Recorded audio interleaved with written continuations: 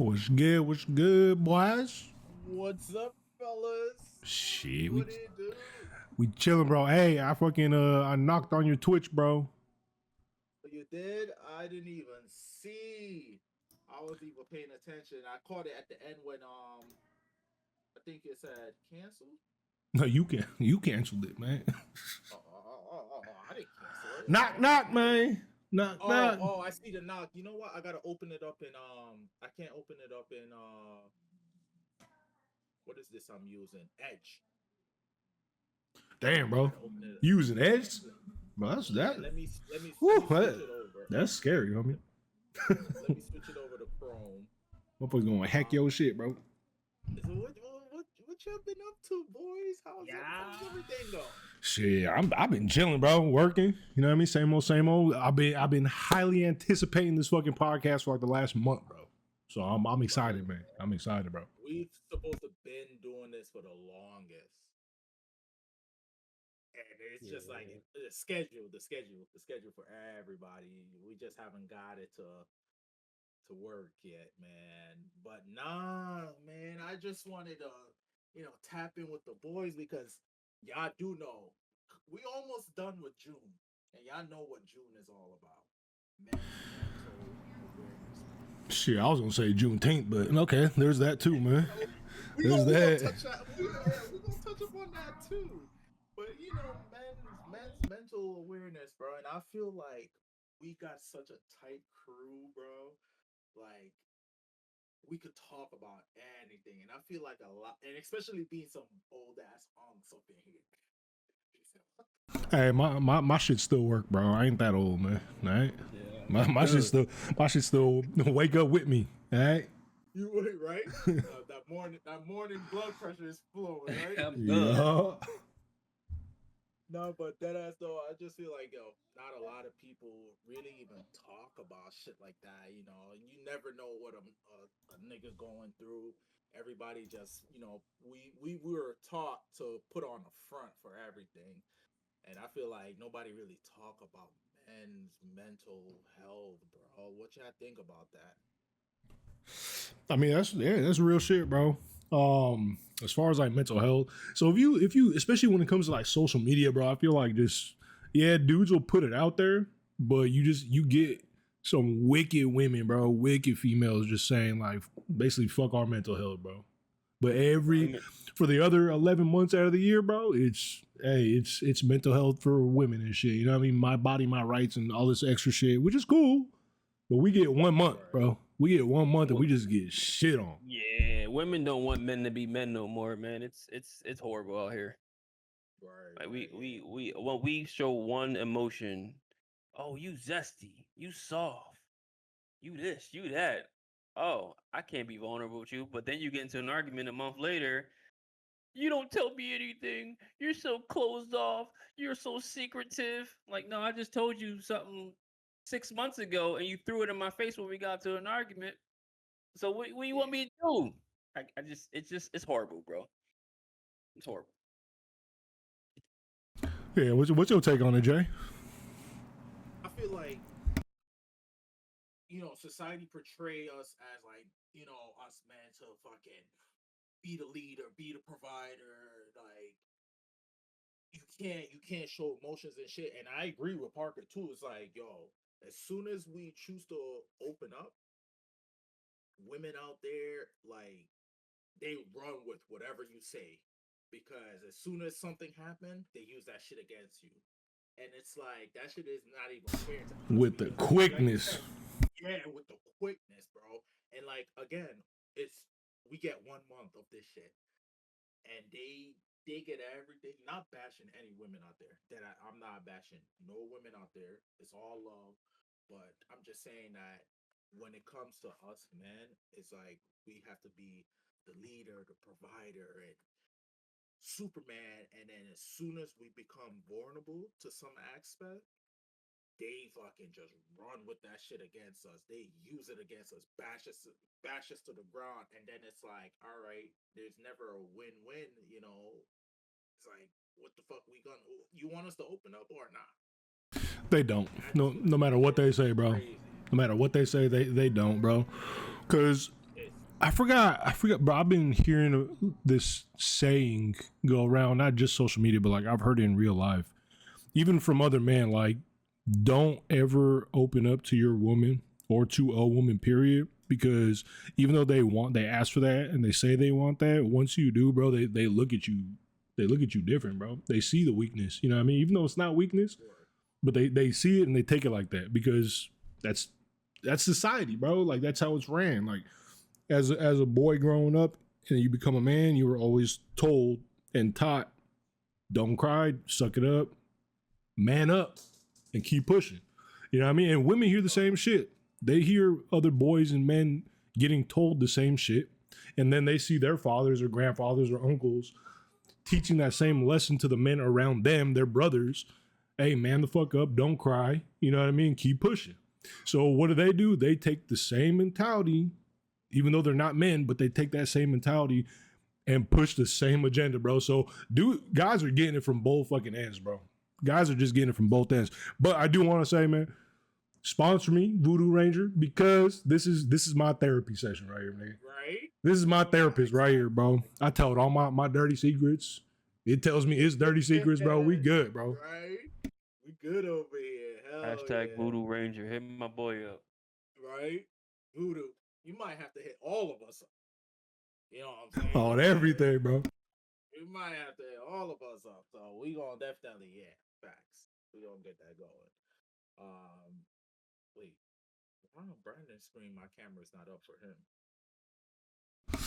All right, so real quick, I don't want to like derail that conversation because I could tell it was kind of going somewhere. How about we do some mini introductions? I mean, this is the first podcast, #1 podcast for the aYoLounge, man. So Sir. I don't know how y'all Go camera. for it. Okay, shit, I'll start it off, man. Someone else can take the lead after that. So what's up, man? It's your boy on Twitch, on Kick, and YouTube. DollaLottaPaper. You know what I mean? I'm a content creator. I used to do a lot of gaming content. I still do it from time to time, but what I'm trying to do now is more, or I should say less gaming, more IRL, and I would love to get more into the podcast scene. As you can see, what we're trying to do now, hopefully this becomes a weekly endeavor, bro. You know what I mean? We're trying to get our names out there, and we want motherfuckers to know who we are, bro. We're not with the Hollywood shit. I promise you that. We're not industry plants. We're just real, raw, real life motherfuckers, man. That's all it is, bro. That's all we trying to do, man. We all family, man. You know what I mean? We all a little older. Some might call us unks, but that's we just got knowledge, nigga. I'm young at heart, bro. Everything like we were talking about, everything on me still work, nigga. I'm still young, bro. Sir. What up, Ron? Sir. Facts, bro. Preach. All right, well, I'm going to go next.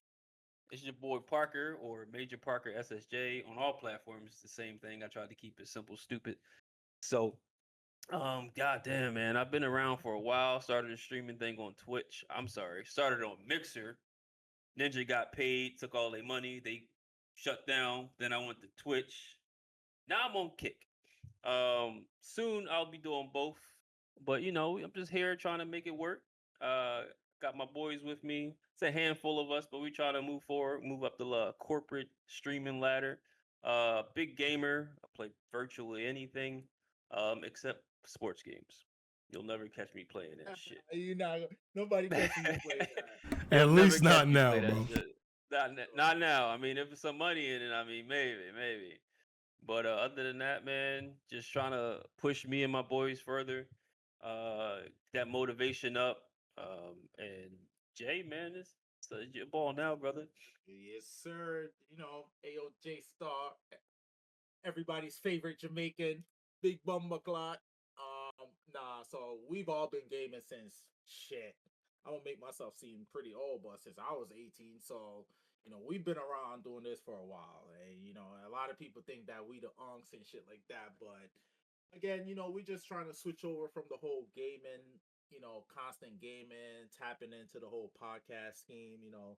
We are a bunch of friends from all over the country, bro. And right now we just gonna run everything through Discord, and we just trying to welcome everybody to just let people know the older generation. I'm not trying to make us seem too old, but we the OGs. We the OGs. Nah, I gotta say we the OGs though. So if we could tap in and drop some knowledge on some niggas and shit, but nah. We just letting people know like, yo, this is a safe zone. aYoLounge is a safe place for everybody to come in, game, chat, be yourself. Don't gotta worry about nothing. Drink. I don't, I don't not gonna tell you what to do, but you could do what you want to do in aYoLounge. So that's what we do. And your boy J Star tapping in, and this is what we do. We just giving this whole podcast thing a shot, and rock with it. Rock with it. If Yeah. it goes, you guys let us know, and we gonna have a video posted up after this, after we piece everything together. So tap Yeah, in, man. enjoy the Tap in. conversation, and yeah, man, feel free to be writing in the chat. Agree. If anybody wants to join the Discord, wants popping in, stop by. Discord is available. Just go down, and get in there. All the links are there on both. Everybody. So yeah, man. Hey, I gotta say, Jay, I love that hoodie, bro. Love that hoodie, man. That red, white, and blue, baby. You know what I mean? You already know, 100% dope, boy. Hundo. Yeah, that red, white, and blue, man. But it's some crazy shit that went down today, though. Ooh. Oh, we Ooh. we talked about this, Hey, nigga. huh? Hey, we talked about this. You going down the wrong rabbit hole. Uh-oh. What happened today, Jay? What's going on? What happened, man? Tell us. Yo, all from what I saw, there's a bunch of F-bombs be dropping in from the government. That's just a frustrated leader. That's all. He's a frustrated leader. Yeah, his dad came out. Surrounded by idiots. Yeah, he's a father as well, man. His dad came out real quick, and that walk off said it all. Right. Yeah, I definitely. Yeah, I saw that, and I was like, at first I was like shocked, but I was like, I know this man get bashed left and right. That ain't the first time he cursed on national television. Listen, I'm gonna be. What you think? them overalls. He wear his overalls underneath his suit. He don't care, bro. He does not care. No filter, and that's it's crazy because like, how can I say this? Oh man, dog. A lot of people don't like him. A lot of folks don't like him. But I don't think America would deal with. I don't think any president that was running this year or this term or last term would be up for the task that he's dealing with right now. Preach, man. That's all everything. Preach. It's just crazy. People talk shit, so much shit. But now he's the only person that could deal with this situation the right way. So yeah, man. Like, what you gonna do?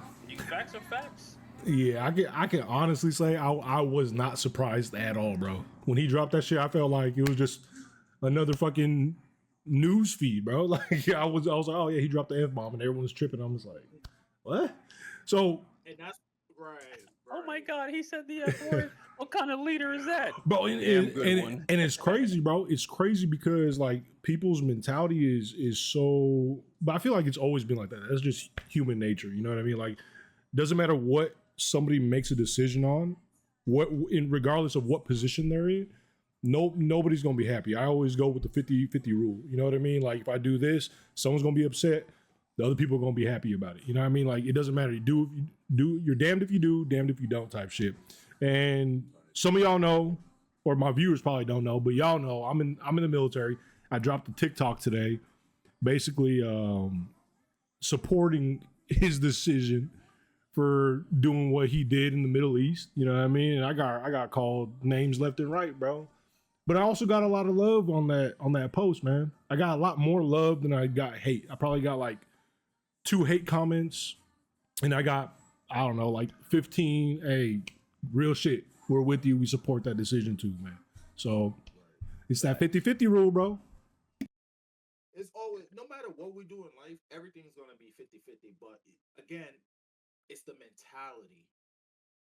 It could be far left, far right, But when it comes down to safety, I feel like when it comes down to making decision and shit like that, when in it at the end of the day, when something needs to be done, it needs to be done. And both sides are, even us as civilians, if somebody's, red or blue, and put the difference aside, decisions got to be made. We got to protect what's here at home. Hold up, you That's gotta where I specify that red or blue. We're not talking about Bloods and Crips, y'all. Yeah, yeah, We're not yeah. talking We're about not Bloods and talking Crips. about the hood, Just red letting and y'all blue. know. Yeah, yeah, yeah, yeah. No Bloods, We're no not talking Crips, about none of that. No gangster shit. facts. I forgot. You gotta mention all of that shit. Politics about. Yeah, this is America. Yeah, right. Facts. America. So no, I think what he did. Hopefully it squash the beef and make sure, like, yo, we not playing around. Niggas not playing around. America is not a place to be playing around with. And I feel like, as citizens, that everybody should become together as one and support a certain decisions that needs to be made. And again, yeah, people went crazy talking about, oh, he fucking cursed, so the president should be cursing. Yeah. He's human too. I mean, in my I was saying, on my aspect, he might be a dick, but he's also a human. Let him curse. Everybody fucking curse. Man, Yup. he had his shorts underneath his jeans like a hood nigga. Yo, he was like, listen. Hey, I will say, bro, like, I'm actually surprised, and I'm actually really fucking happy that I see a bunch of like YNs on TikTok, bro. They just, hey, what's up, Irad? We got the Dracos, nigga. We got the switches. It's good, nigga. You know what I mean? They making all these videos and shit. I'm like, yeah. Hey, round of applause for them young motherfuckers, man. That's patriotism. Yeah. It's a little hood, but it's patriotism regardless. You know what I mean? I don't post a lot of like me and my firearms, but like a lot of my following from like other social media platforms know like I'm an avid collector, firearm safety instructor, that type of stuff. So it was like they know the guns exist, but I'm not the YN. It's separate, as Jermaine said, or J-Star. Yes, sir. The scale, man. We a little older now. Well, we're in our 30s and shit. We got kids, we got a family, we got bills and shit. So it's like you got to present yourself properly. Now, there are times, there's a few videos floating around the internet. There has been times where you'll catch me cleaning the rifle or cleaning my firearms after the range day or something like that. But as far as like being online, like, yeah, we got you, Iran, and all that shit, man, I'm incognito. I'm private. Trust me, I'm on this end, making sure I gotta get done what I gotta get done to protect my family if things go south. But like, I'm laughing at these people, not in a bad way, but like, I'm glad we got these young folk on the same type time instead of more so focus on each other. They're focused on now they're protecting what they gotta protect, and they with the shits if the time if it does come down to it. So we gonna see. We gonna see. Like I tell my wife, bro. Hold on. Like I tell my wife, man, you got 3.5 more years to find out if it's gonna be another FAFO situation. You know what I mean? Like, or are we just gonna be chill now, bro? Oh, homie trying to get sponsored by Zen or what? Hey, yo, listen. Zen and Voodoo Ranger, bro. Well, we need our boy Jimmy Cole in here, bro. He got hella empty. Yo, he go through them more than me. But these shits, man, Zen, hit me up, dog. I'll take any flavor, any strength. I'll figure it out. I'll cut a pouch in half if it's a 6 or a 12, bro. I don't give a shit. These shits bomb. It's like like I said, staying on topic with that, the YNs on TikTok too. It was the same thing for me. I was like scrolling. I'm seeing a bunch of them. I'm like, yes, because that's one thing I would say though. No country could touch American soil. Not only because of the military all across boards. We're in a perfect spot, first of all. Just the citizens alone who are gun owners, bro. Not even yo, this Texas alone would probably take China though. You know what I mean? Like this Texas alone. But like we're in a strategic our country's in a strategic place on the map, bro. And it's only that way because of the allies we made that are in between us and our enemies. So it's like that alone is like a safety net in a sense. But like now that I'm not giving too much to the YNs, but now that social media is the way it is now, and we have TikTok, which is like a semi unfiltered news report station, they're starting to see more, even though shit not in their algorithm. They'll see something in passing and look at it for a little bit too long. Now their algorithm's fucked up with a bunch of that stuff, and now they're like unconsciously learning, and they're unconsciously like putting back into like society in this in a weird sense. So it's kind of refreshing, but at the same time, man, it's scary a little bit, dog. It's scary. I ain't worried about none of that shit, bro. Bro, I don't know. It's all good. It's all good. I don't think shit's really gonna pop off. You know what I mean? I feel like post 9/11 shit was definitely like a money grab, because how you gonna have Desert Storm on one hand that took less than a fucking week to complete, but you got post 9/11 war lasting fucking 2 decades, bro? Like, this is not that situation. You know what I mean? Yeah, they got hella oil out there, but I don't think Trump is really worried about that part yet. I don't think he's worried about the oil, and I feel like they're too. I think now at this point they're too scared to even do anything. But like I think we spoke about this the other day, Dollar. If the worst come to worst and it does become crazy over there, the first thing Iran is going to do is start burning their oil fields, and then gas prices are going to go through the roof. That's like the worst case scenario for us. Unless Russia gets mad and like, you know what, I'm tired of this shit, and launched that SAR bomb, and then I'm gonna be a little fucking frustrated. But other than that, I think everything's fine, bro. Yeah, nah, they said Russia, Putin's not gonna do shit, bro. He said, not my war, nigga, not my problem. Yeah, he good. We good. Me and Trump, hey, we good, bro. Since fucking 2016 when he was in office, we solid, bro. Trump back in office, bro. Let me get my overnight bag. I'll be back. now, when Biden was in that bitch, okay, I might play with y'all a little bit. You know what I mean? But Trump back, okay, that's the homie. You know what I mean? We cool country, again. Man, we look soft when Biden was in office. I don't give a shit, bro. We look 100%, bro. And it bothered me every day, bro. I was like, Jesus Christ. And then like with the whole like forgetting shit and all this other stuff, and then it was like, oh, who's next in line? Kamala. And they were like, well, let's vote for her. I was like, well, what the fuck did she do when she was in charge, when he was like AFK type shit? Like when he wasn't around dealing with mentally AFK. AFK. Shit in his diaper, bro. AFK out this motherfucker. So she's next in line to run shit. What the fuck was she doing? Nothing. And now she's running for president? Nah, bro. Nah. You want me to vote for her? Oh my God, you guys are sexist. You won't vote for a female? Wrong. Yeah. Wrong. I'd vote for a woman. She just have to be doing the right thing. She got to be saying all the right shit. She got to be cold-hearted, but not Clinton cold-hearted. Like I don't want my president kidnapping children. They get like for their sex ring. I don't want that shit, bro. I don't need that kind of female president. Don't need that. But they said Kamala was actually gonna try to run for governor of California, bro. That shit got shut down so fucking fast because they put her up. Not on our watch. Yeah, they put her up to the polls because just like presidency, even though she slipped through those cracks, whatever. But just like presidency, you got to get put up to the polls to see if you're even a legible candidate. That shit got shut down so fucking fast, bro. That shit got shut down too quick. So I'm happy about that because I didn't want her as a president. I definitely don't want her as a motherfucking governor of my state, bro. Fuck no. Newsom's already fucking us up, nigga. And especially not only all of that shit too, but especially with the type of gun laws and shit too, man. Shoot, California's already strict with gun laws and shit too. She would fuck everything. Oh yeah, but. Didn't they kind of like loosen that shit up for like wasn't I forgot the states, but I know for sure New York and California. I don't know how true that is. I never did the research, but they loosened it up to the point where you can have a concealed carry now without all the extra bullshit.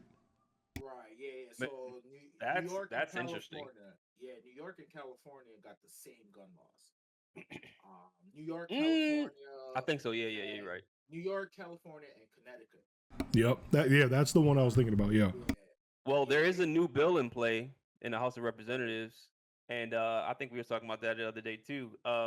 So real quick, I'm gonna read this little crypt shit real quick. A new bill in the U.S. House of Representatives, introduced by Representative Andrew Clyde, aims to remove the $200 tax stamp on firearm silencers. So real quick, that means, because I have 2 suppressors.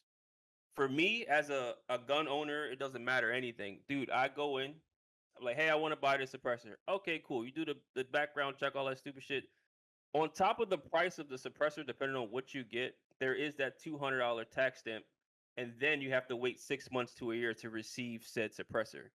That shit's finna go out the window, bro. So now how you go in and buy a firearm, for example, when me and Jimmy Cole went to go purchase his first firearm, he had to wait 10 days. I think that's just a California thing in general. But like normally when I go, it's instant or within that day. I've never had to wait longer than 2 hours. Now I can go in, buy a gun, get said gun on the spot. Now I could go in and buy a suppressor, get said suppressor on the spot, as long as my background check comes in clean. If this shit gets passed, this is going to be one of the greatest things next to Trump getting rid of those paper fucking straws, bro. Bro, I forgot about those motherfuckers, bro. I did not. I was so That was pissed like about the those first thing motherfucking he things. did, bro. You try drinking a fucking milkshake with a cardboard straw, bro. It's just horrible. He got rid of them shits like that. Yeah, that shit was It was melting like in 2 your mouth, days, nigga. bro. Like, Pause. That shit was Drinking a horrible. fucking milkshake, dog. And I was like, yo, what the fuck is this fucking cardboard shit in my mouth, bro, it melts. Oh, like 2 months. That shit. Yeah, we should hear something about this from the NFA soon. So if it goes through, man, guess where I'm gonna be at. Listen, bro. I already got 2. I'm gonna try to get one for a shotgun, and I'm gonna try to get one for my another one for my AR, because I'm trying to get a SBR built, and I do want like another AR pistol for like the truck. You know what I mean? Now you playing Tarkov real life, nigga. Goddamn. Nah, man, you can't be out here. Listen, a handgun ain't always enough. These motherfuckers be carrying Dracos and shit in their backpacks, bro. I used to do armed security. Fucking JStar know. There's been we were on Discord. The podcast we're doing now. We used to do while I was at work. Not necessarily do while I was at work, but I would jump in while they're doing it, and I would like show them shit, like situations. I got videos of me throwing people out the bar and shit. But I had pat this one kid down, felon, and he got out of jail, whatever. Didn't find anything, but when he was walking away, this dude had pieces. All his homies had a piece of a firearm, bro. He got into another bar a week beforehand with a Draco in his pants. So I'm a thin dude. He's about my size, maybe a little bit smaller. He snuck in the bar with a mini Drake. Not my bar, another bar. I'm like, how the fuck do you do that, bro? They were on the dance floor lifting up his shirt, people recording. He's like, yeah. I'm like, yo, where's the security? I mean, bro, there's so many situations where that can happen. One, you know the security, so they let you in. 2, you go to a spot known for, okay, hey, hood shit happens, whatever. Hey, let me just pop. All right, you're good. I didn't feel nothing off the 3 pats. You know what I mean? Go ahead.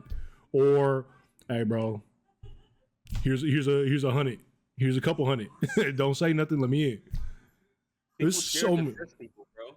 Yeah, and yeah. Like I've had people on like the team that I work for that were just so intimidated by the way someone looks.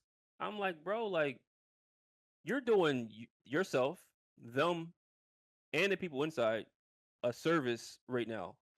You're saving your ass. Like I keep every time I went, I had my grenade launcher with we call them Reaper rounds.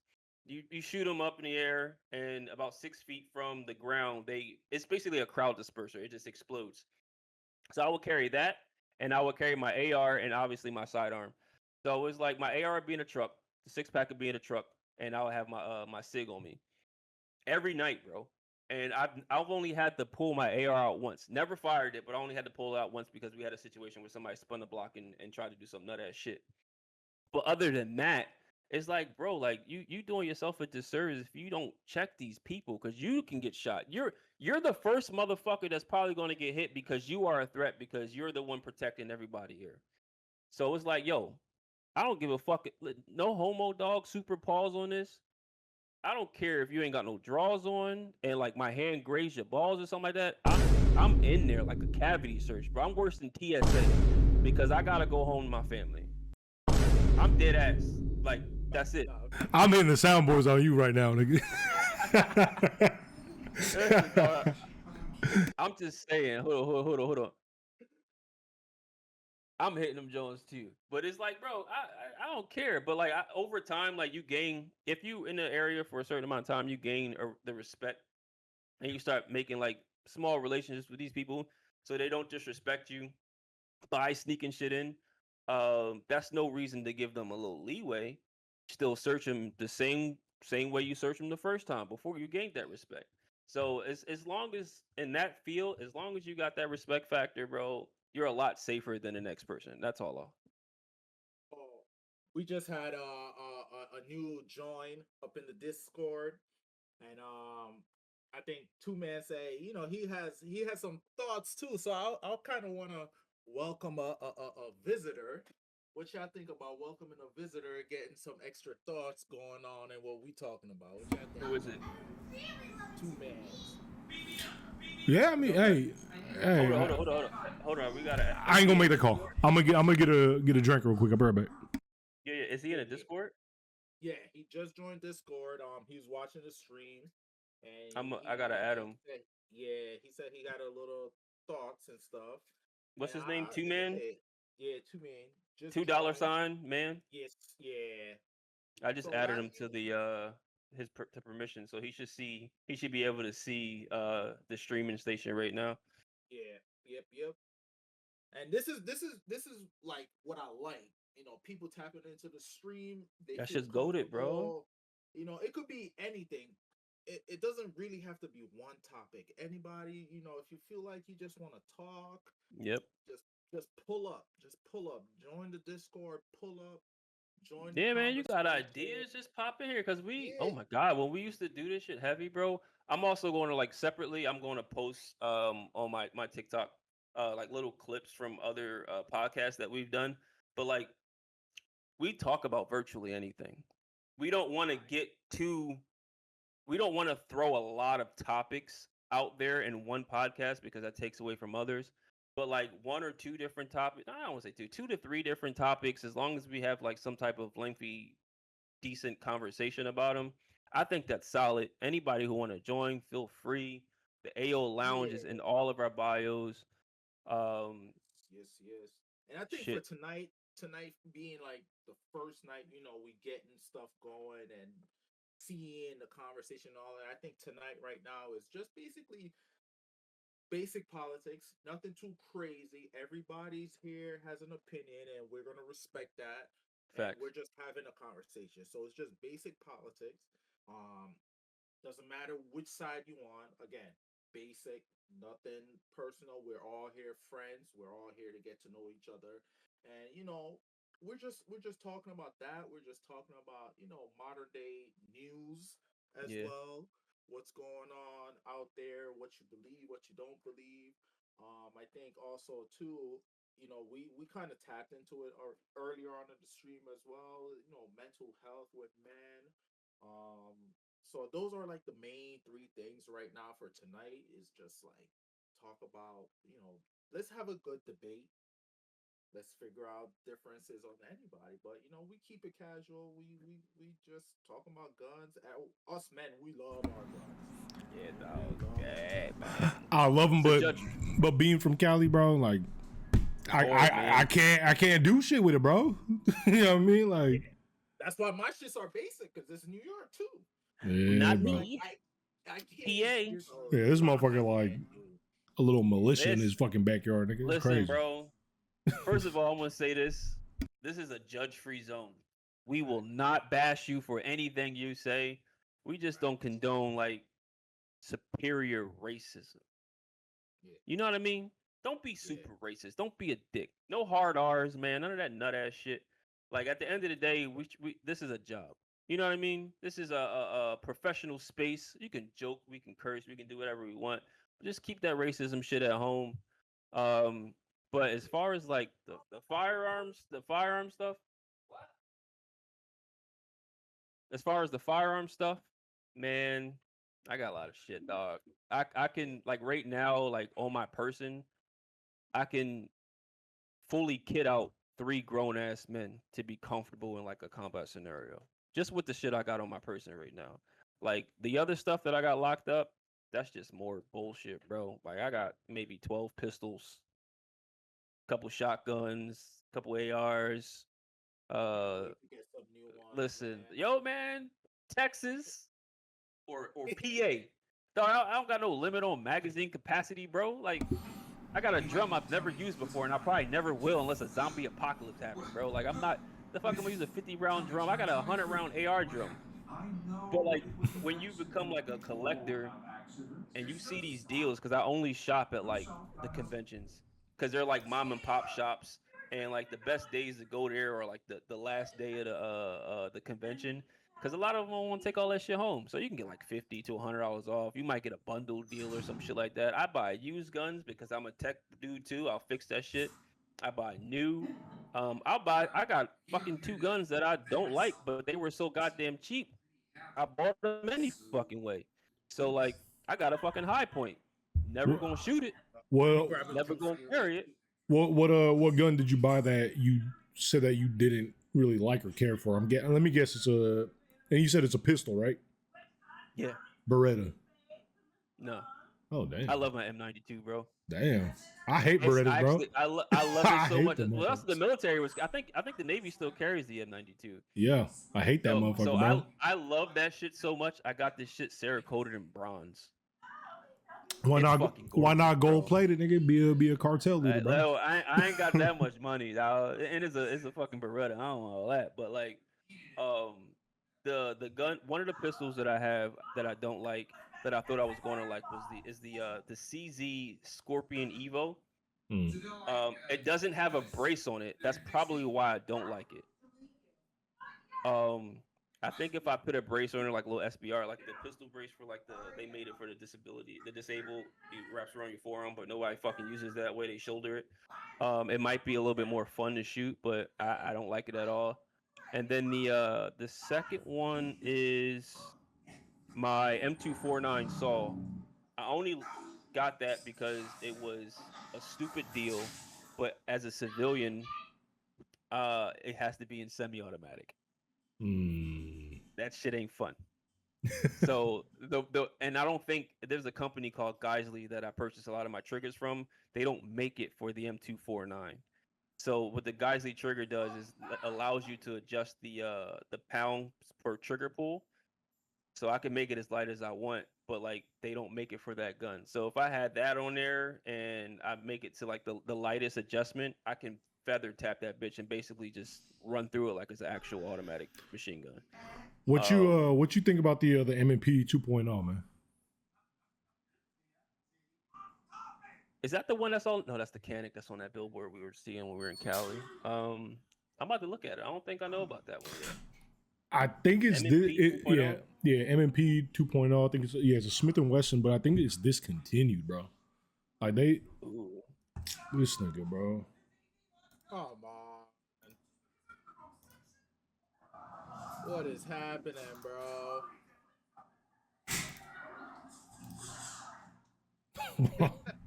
I knew he was gonna do some shit, bro. Just damn. ban that nigga, bro. Hey, I just banned that nigga, bro. Like, and I had him on my screen for like a good 10, 15 seconds, bro. I was trying to click out of it, trying to time him out. It wasn't working. I was trying to throw him up there, get him out of here so I can block him. So I'm gonna say it. So hold on. GG's, bro. GG easy. So I'm gonna say this one time, bro, because I already had a bad feeling because I was like, okay, someone wants to come in, whatever. Yeah, and hold on, and I clicked out to the general chat and I looked at what he was saying. He said, "Oh, I want to debate y'all niggas, not niggas, but I want to debate y'all." I was like, debate, right? Who the fuck, bro? Why would you want to like debate? Nigga? Like, you want to hop on a podcast, just talk. Why do you want to, bro? Bro, I'm crying. That shit was fucking. Learn the lesson. Learn the lesson. We not going. Nah. Yeah, I learned my lesson. Yeah. When he joined Discord, dog. Literally just joined the Discord like 10 minutes ago. Damn. I was like, oh, we got somebody that going to tap in. Oh, shit. Oh my god. It's all good. We learned the lesson. Hold on, man. I gotta... Yeah, next time somebody wants to hop in the podcast, hey, be like, hey, just go ahead and ask your questions in Twitch or Cake, nigga. Like, right, yeah. Just write your message, bro. Yeah, keep your ass out there. This nigga, bro. Hey, I'm in the military, bro. That's not the worst shit I've ever seen, bro. I'm just gonna put that out there right now. I'm not concerned about. Yeah, that was light, but not for what we should. Yo, I switch over that shit dumb quick. Like, oh. Nah, bro. I'm already slow, nigga. This is my third one, so my reaction time was like, and I'm light skinned, bro. So you can see when I'm getting buzzed. My face turning red and shit. Nigga. Turning red and shit. I'm not embarrassed. I'm just getting drunk. That's it. I'm crying, bro. I'm not embarrassed. That shit was damn. He thought he probably really did something, bro. Like I got them niggas. They not going nowhere yet. All right, bro. Watch this. You know how many times I've clicked on the incorrect link on certain websites, thinking like, come on, bro. Come on, man. It wasn't up long enough. Yeah, I gotta edit that shit out, bro. Sorry, Twitch. Hey, Twitch. Sorry. Hey, I'm on Twitch. Kick. I know you're cool with it. You don't give a fuck, bro. You could probably swack somebody out on camera live. But Twitch, hey, my apologies. Right. We were trying to do good for the community, and they just did us dirty, bro. It wasn't our fault. Yeah. But we took care of it. You know what I mean? Aiden, if you watching this, bro, fuck that dude. He ain't with us.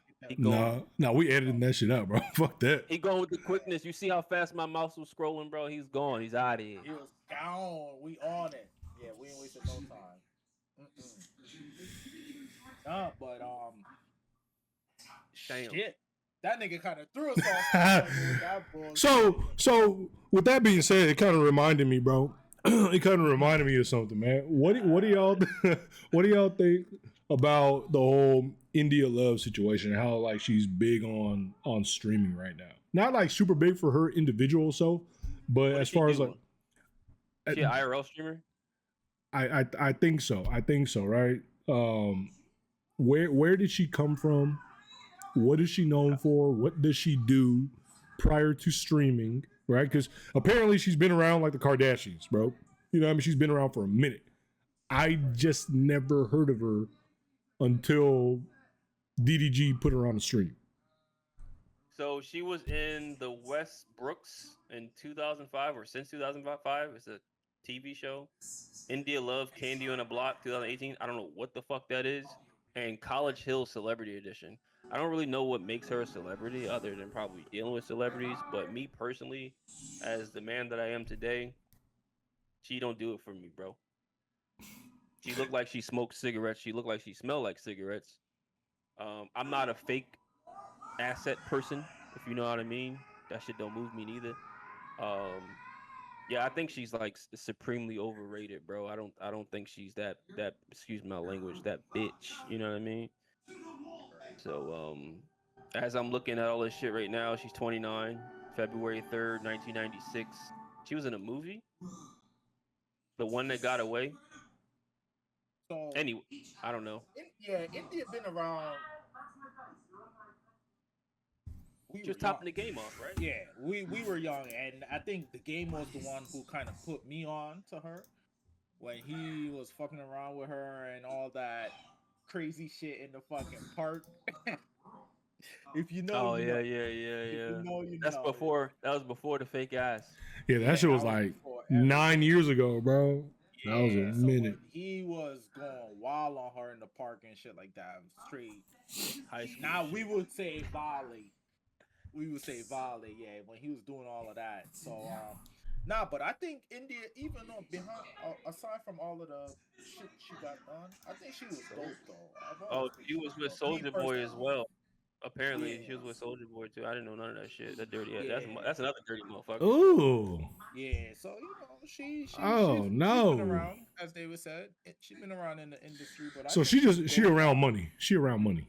That's what that She is. just Oh, try. okay. She just trying to do what she can, like most females out there in that Yeah. world, just to get that bag, bro. Like even though I fuck with her and all of that, I kind of want to say she's like a Black China, a Amber Rose. Oh, don't say Black China, bro. Yeah, Don't she. say that. I seen that video, bro. Me and my wife still make fun of that video, nigga. Lollipop, Yeah. nigga. Yeah. That's just ass, bro. I'm Yeah, like, so how, it's just how like, did? Yeah, I don't know. My bad. Go yeah, ahead. My bad. Amber Rose tried to save her though. She was like, "That's my friend. She know what she doing. Y'all up here complaining about one video." I was like, "Nah, bitch. That's If it's why. recorded, she better show out. Yeah, that's why Stop Wiz playing." left you. That's why Wiz left you. Then, if she know what she doing, according to you, mm-hmm. bitch. The fuck? Mhm. Yeah, Well, nah. I don't think India got a tape out there, but she kind of in that category I of wouldn't be fucking surprised, around. bro. Yeah, She probably do. she been around the celebrities and stuff like that. So I think now like she's finally finding her way into the streamer side. So fuck around with DDG and shit. She knows people fuck with her, and most people knew her from back in the day. So she kind of like taking advantage of the situation. Mm-hmm. And As a that's smart. disclaimer too. That's Yeah, I smart, get it. bro. Mark, Get the bag, but as a Capitalizing. You feel me? disclaimer, we're not saying these things for this shit to like, maybe later on it'll bite us in the ass. I don't hate her. no, It's just not my cup of tea. You know what I mean? Hey, bro, I'm all for controversy, bro. Clip me saying "fuck that bitch," nigga. Cause We're trying to blow up. yeah, I don't give a fuck. Clip me, nigga. Clip me. Hey, I'm gonna say it like this, bro. So, like I asked the question, who the fuck is she, bro? I still don't know, but I know a little more now because of what you said. She was on this show, this show, this show. She was with so and so, so and so. When I first heard about her, I did that Google search, bro. Like anybody else, wondering who the fuck is who, right? And the first fucking thing that pops up is her in game chilling in the park, and I'm like, okay. Oh, she with Devin Haney too, the boxer. Oh shit! So she was just okay. She was around town, bro. Yeah, you got her bouncing around, man. Okay. I mean, hey, some niggas like that shit, bro. Cool, whatever, man. On you. I saw that Soldier Boy video too. I ain't see shit, dog. Of just them yapping, and Soldier seemed like he was cracked out and doped up and shit like that. I barely could understand what the nigga was saying, but I saw him talking to her and double cup and with my Maserati. I was like, what the fuck? I waited for him to pop up like, I had it first. I was the first rapper with India Love. I got her first. DDG, you ain't shit. You know what it is, bro? To be perfectly honest, bro. So it just like literally just dawned on me, right? Until you said that shit, like, oh, I was with her first, and I was like, oh shit, yeah. Why is DDG going after like sloppy tents, right? But I was like, hold on, DDG, bro, he's kind of smart when it comes to like business moves. Like he puts himself in specific places that elevates him, like not to like lower him, but to elevate him. And he knows where India comes from, but he never mentions it. A lot of people ask the same question: who the fuck is she? You know what I mean? Mm-hmm. So I feel like that whole lovey-dovey shit, them flirting and shit, she might be serious because she trying to get the bag. She might be real about that. But DDG on the other hand is like, bitch, I know you stank, but I'm never gonna fuck. But I'm gonna keep you around because you collab material. You know what I mean? The crowd loves when we flirt. You know what I mean? The crowd loves when I keep you around. But I mean, hey, a nigga's gonna be a nigga regardless, bro. At the end of the day, a bitch will get used, bro. And a nigga will get used by a bitch. It's no different, bro. But it just sounds worse when a guy uses a woman, bro. Right? It just sounds worse. But it's the same exact situation. Because they're so delicate. They're so soft. Nigga, clip that. You know what I mean? Nah, Clip that shit, bitch. No. So from what I get from DDG, because like I don't really follow him like that, but like I started like looking into him some more after the streamer university shit because he was dropping some gems, like how he capitalized off of like people saying, oh, name 5 DDG songs and nobody can do it. He was like, I capitalized off of that instead of like getting mad about it because that's, as a businessman, that's how you move. I think from what I've seen over the course of a few months is that he is a lover. He likes the idea and or the feeling of love, if that makes sense. No, I agree with that. I agree with that. With that being said, it's like he may be putting all of this energy into her because he feels as though like he's getting that from her, not because of his situation, but since him and Haley broke up and stuff like that, he was like, well, I mean, I'm not gonna sit here and wait around for the inevitable. She ain't never coming back. Especially while he don't want that. He don't want that back. So it's like, well, I'm not gonna sit here and just not do me. I'm a grown ass man. Like I want something. So he goes out, he finds it, and I ain't gonna say Duke is smart because he probably peep game of what she trying to do and finesse her way into somebody's pockets to get that clout because who's on top right now? Everybody in AMP. That's pretty much it. And he's around the niggas in AMP a lot. Super close with Kai. Obviously, he's a fucking professor at the Stream University. So it's like, well, Duke ain't biting because he still want to be on his whole shit. Do you, bro? Mad respect. So who else is next? DDG showed the attention. She was like, all right, let me see where this go. Maybe she was like, oh, he a little vulnerable. Let me take advantage of this. She a succubus, nigga. She a succubus, bro. She love me. And I don't want to use the word simp because of how I view him as like a lover, but like in a sense, it's like you can't just look past this shit, bro. Like, take your time, slow down. You know what I mean? You see the ball game, you know her track record. I'm sure you know her track record. So it's pay attention. So so far, like it's a little simpish activity, but at the end of the day, like I said, I feel that nigga probably just looking for love, bro. I really don't think Haley played the bag, nigga. I think she was losing her fucking mind. I think she just got dignitized. You feel me? Hey, I'm not dick watching, bro. I'm not dick watching. Yeah. I'm just saying, bro. When you hit something right like that, bro, and they go crazy like that, there's only one fucking meaning, bro. You know what I mean? You sprung as fuck, and now you losing your mind. Like, you were never stable. First off, you were a Disney kid. None of y'all bitches, none of y'all niggas that were Disney babies on TV shows on Disney Channel or movies on Disney Channel ever grew up correctly. Look at that nigga. What's the dude's name, bro? Now, I think he's funny as fuck, but he's batshit crazy. Orlando Brown. Yeah. Orlando, bro. That nigga hilarious, bro. But he lost his damn mind. He was a Disney baby too, bro. You know what I mean? Like, none of them are normal. None of them. Hey, that man can rap though. I ain't gonna front, dog. He be saying some things, man. He be saying some shit. He's like fucking Unk 6'7", bro. Yeah.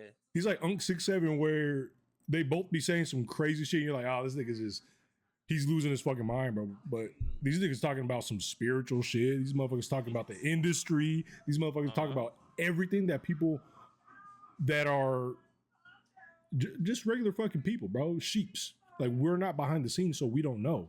But they're so fucking long gone and so deep into that shit that they know it's real. So if their mind is gone because of that, that's a form of PTSD. That's a form of trauma. You know what I mean? And they're just speaking their truth, whether it sounds crazy to us or not. There was a saying, like, what if all the people on the streets that are living on the streets, like doing drugs and shit, and they're talking about like, oh, I see God and all this shit. What if they're telling the truth, bro? Because if you look way, way, way back in ancient times, look at the movie fucking 300, bro, to keep it kind of mainstream for us and the viewers, right? To keep it simple. If you look at the movie 300, where it was Sparta and going against the Persians and all that shit, right? What did the nigga from Spartacus, the leader of the 300, right, of Sparta, Leonidas? Yeah, Leonidas. He, before he went to war with the Persians, he approached his priest or priestess, and he was like, "Hey, can we win this battle if I go with my men?" What did the priest or priestess do? Motherfucker smoked some shit up, got high as fuck, eyes rolled back in the head, started talking to God. You're gonna lose. You know what I mean? Like they've been doing that shit since ancient times. So what makes it say that the crackheads on the side of my street right now aren't telling the fucking truth? They're just speaking their truth, bro. I didn't mean to go down that rabbit hole, nigga. But fuck Disney. Fuck all the niggas, bro. Clip that shit. Clip that shit, nigga. I'm reading chat to see what's going on. Most of like homeless people are like, it's crazy to say this. This is a hot take, bro. But like most homeless people and like for example, I'm in PA and I'm like not too far from Kensington. And y'all know about Kensington. Super doped out, fiends, shit like that. Them motherfuckers are probably closest to God than actual like religious folk. And what I mean by that is like they be so fucking doped out and high, like extremely close to death half of the time, bro. So like I can only imagine that like they've been on the brink of death multiple times, that they've seen, heard, done things, and gotten a response. I'm like, damn, like how many homeless people you've come across? I'm like, yo, I just wish I did this differently. Oh, I did this, and that. And like they have a different mindset when it comes to like moving, but they're stuck. So it's like I feel like they're the closest people to God in this sense. It's a hot take, but like that's just how I feel. All the drugs and shit being super fried up like that, bro, off of God knows what. That's death inducing, bro. Oh yeah, you gonna see some shit, bro. Like so when I first when I first met my wife, like we were like barely dating and shit like that, no kids or whatever at the time. She had this cousin, bro. And this nigga was a certified tweaker, bro. He be smoking the shit that don't smell. You feel me? I'm just gonna say it like that for YouTube purposes. He was smoking shit that doesn't smell out of the glass pipe. And he would always tell me stories, bro. Even before he was getting lit off that shit, as a kid, he sincerely thought that his dad that was no longer in his life, not because he passed away, but he just dipped, like niggas do back then. Hey, I'll be back, son. All right, Dad. Anyway, so even before all that, right, he was saying like shit used to happen to him, like spiritually, right? And he's a little ass kid. I'm talking about like 6, 7, 8 years old. Like you're not on the pipe at that age. Hopefully not, unless you're in Cambodia. Hey, don't clip that. Don't clip that. But anyway, but yeah, he was always saying some crazy shit. Like he would always be like visited by specific and the same entities over and over and over and over every fucking night, bro. He would wake up from night terrors. I remember he just got out of juvie, and I let him stay at the apartment with my son and my wife at the time. And this nigga would wake up screaming and shit like that. Even when I used to stay at my mother-in-law's, like before I got right on my feet, he would stay over because again he got out of juvie and shit, and he would wake up screaming and shit. He would, bro. The trippiest shit to me was when he woke up in my apartment and the following morning, I was like, bro, what's up, bro? You good? He was like, nah, bro. Like, I woke up screaming because I heard you and your wife, or his cousin at the time, whatever. You and your wife were screaming. And I was like, what did it sound like? He was like, it sounded like it was your voice screaming and it was her voice screaming. And everything around me, like I was in your apartment and I heard your voices both screaming from your room because he was staying on the couch in the living room and we were in our room. So I truly believe that people that do like hard dope really like their third eye opens up, bro, whether they want it or not. They see shit, they hear shit, they communicate with shit.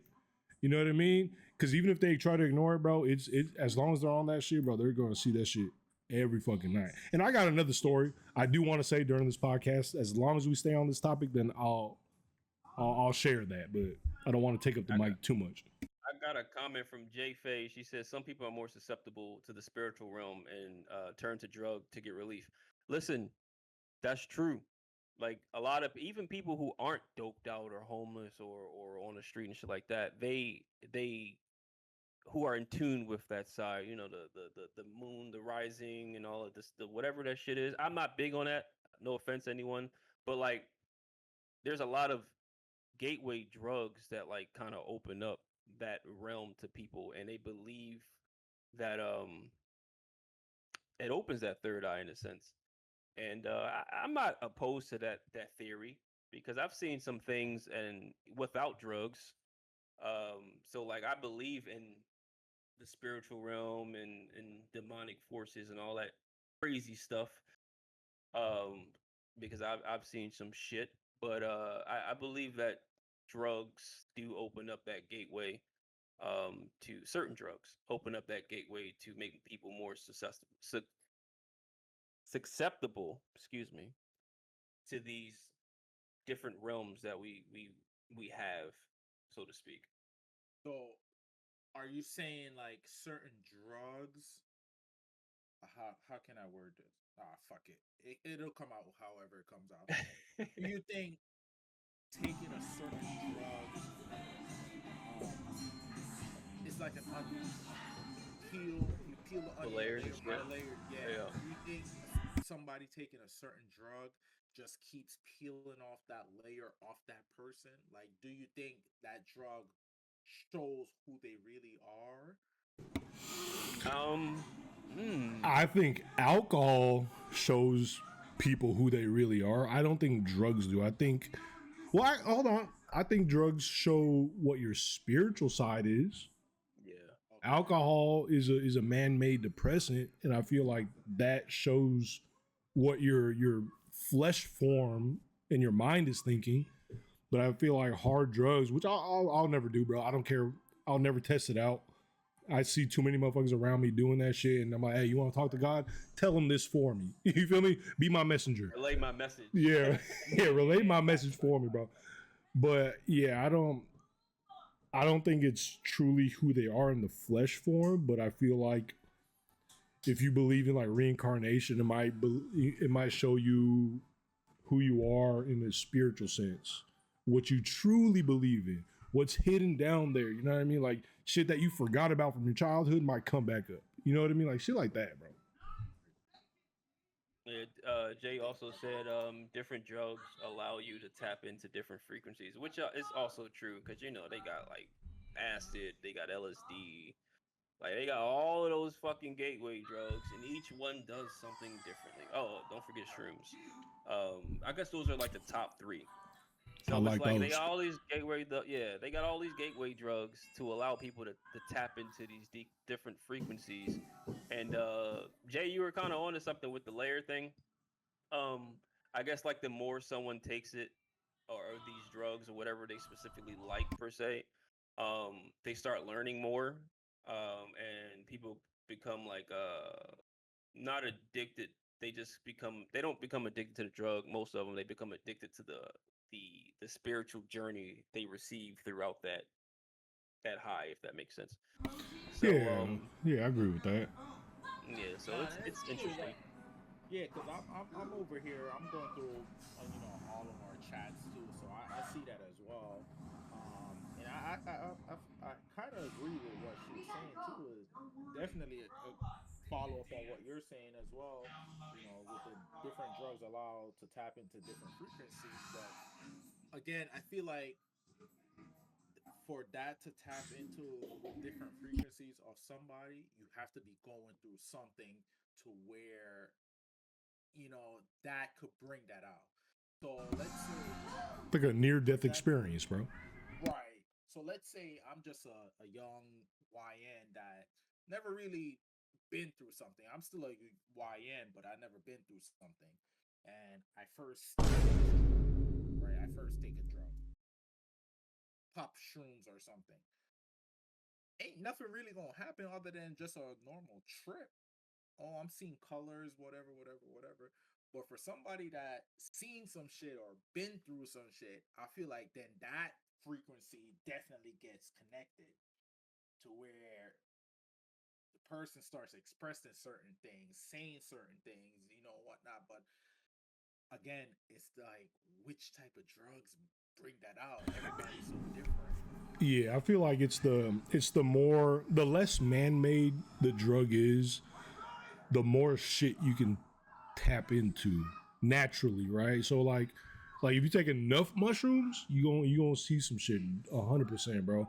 Peyote, oh nigga, you gonna be talking to your fucking ancestors, bro, from fucking 10 generations ago. You feel me? Like shit like that, bro. And I just want to touch back on something. So you guys mentioned the word like gateway drug, right? Now, for the viewers, don't, with that word being said, gateway, don't get misconstrued where he says like, oh, it's a gateway drug. So if you smoke weed, you're gonna do powder or you're gonna do something worse. No, it's more like gateway, change that word for spiritual, right? So the gateway drug is just gonna open your third eye or something along the lines of that, right? But yeah, I truly believe, man, that like your viewer said, different drugs are definitely on different frequencies because you got your uppers and you got your suppressants, bro. You know what I mean? So you're gonna be talking to different beings, entities, and bro, it's just it's nutty to think about, man.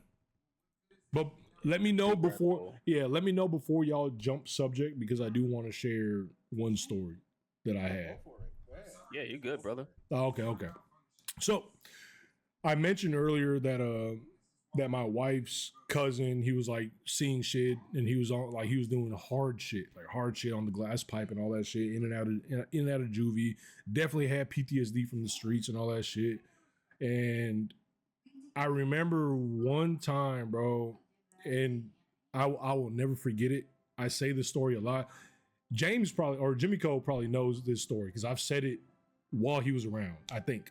Anyway, so he was staying at my mother-in-law's house. So his aunt, right? They call her Thea or whatever the fuck, right? So his aunt's house, and me and my wife would go over and visit, and we would stay the night a couple times or whatever to help with the kids and all that shit, right? And I remember one time, bro, I'm in the backyard and I'm getting doty, right? For all you YNs and shit, if you don't know what doty means, I'm getting what do y'all niggas say now, bro? I'm off the za. Yeah, I'm getting no.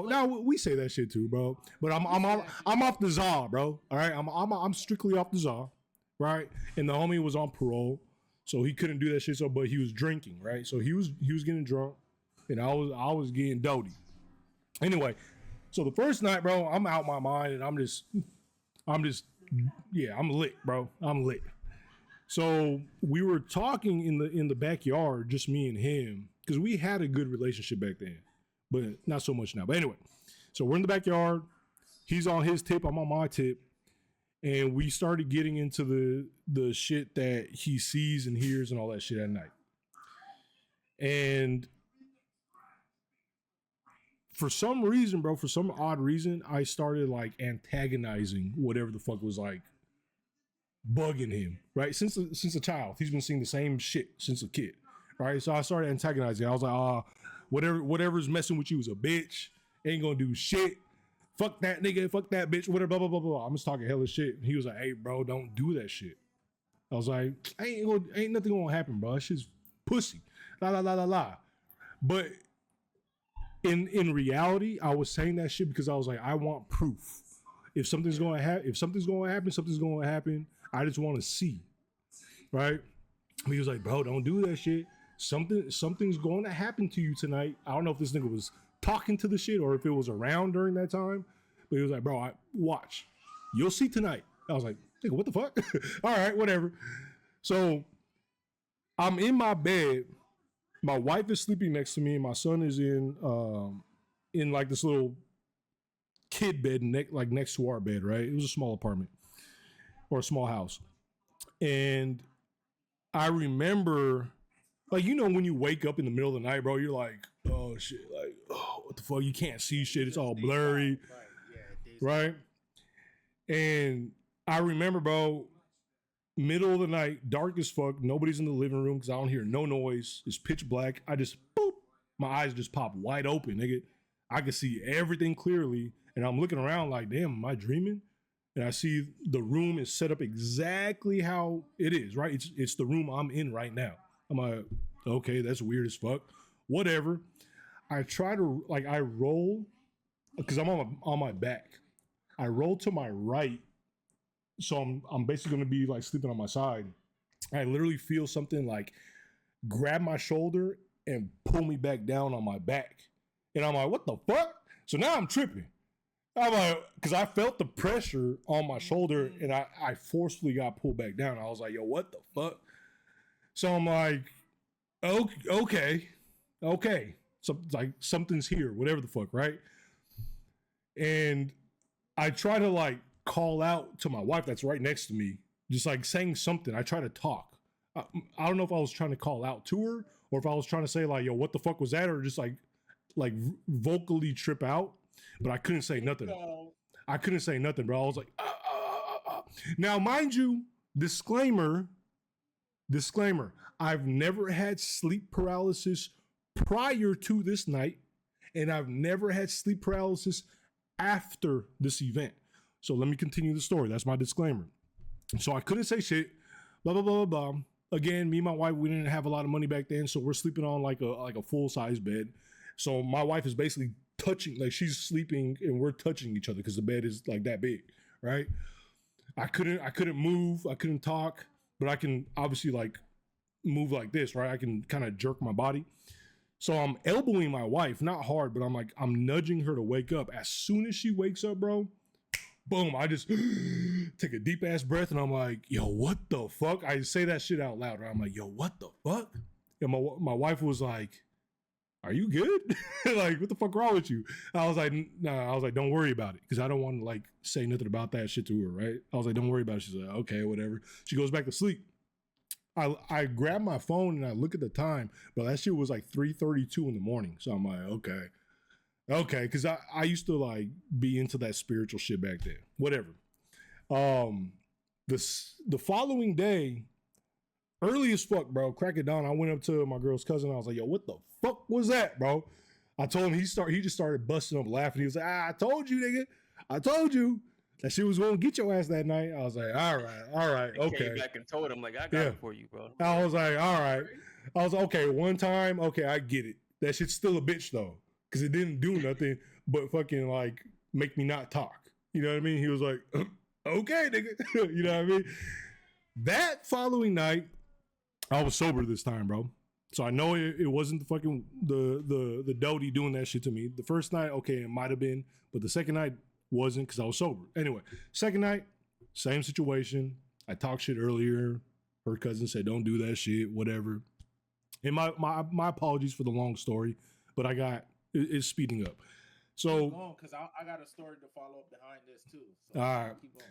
So the second night, same fucking shit happens, bro. I'm sound asleep. Boom, my eyes, boop, pop wide open, nigga.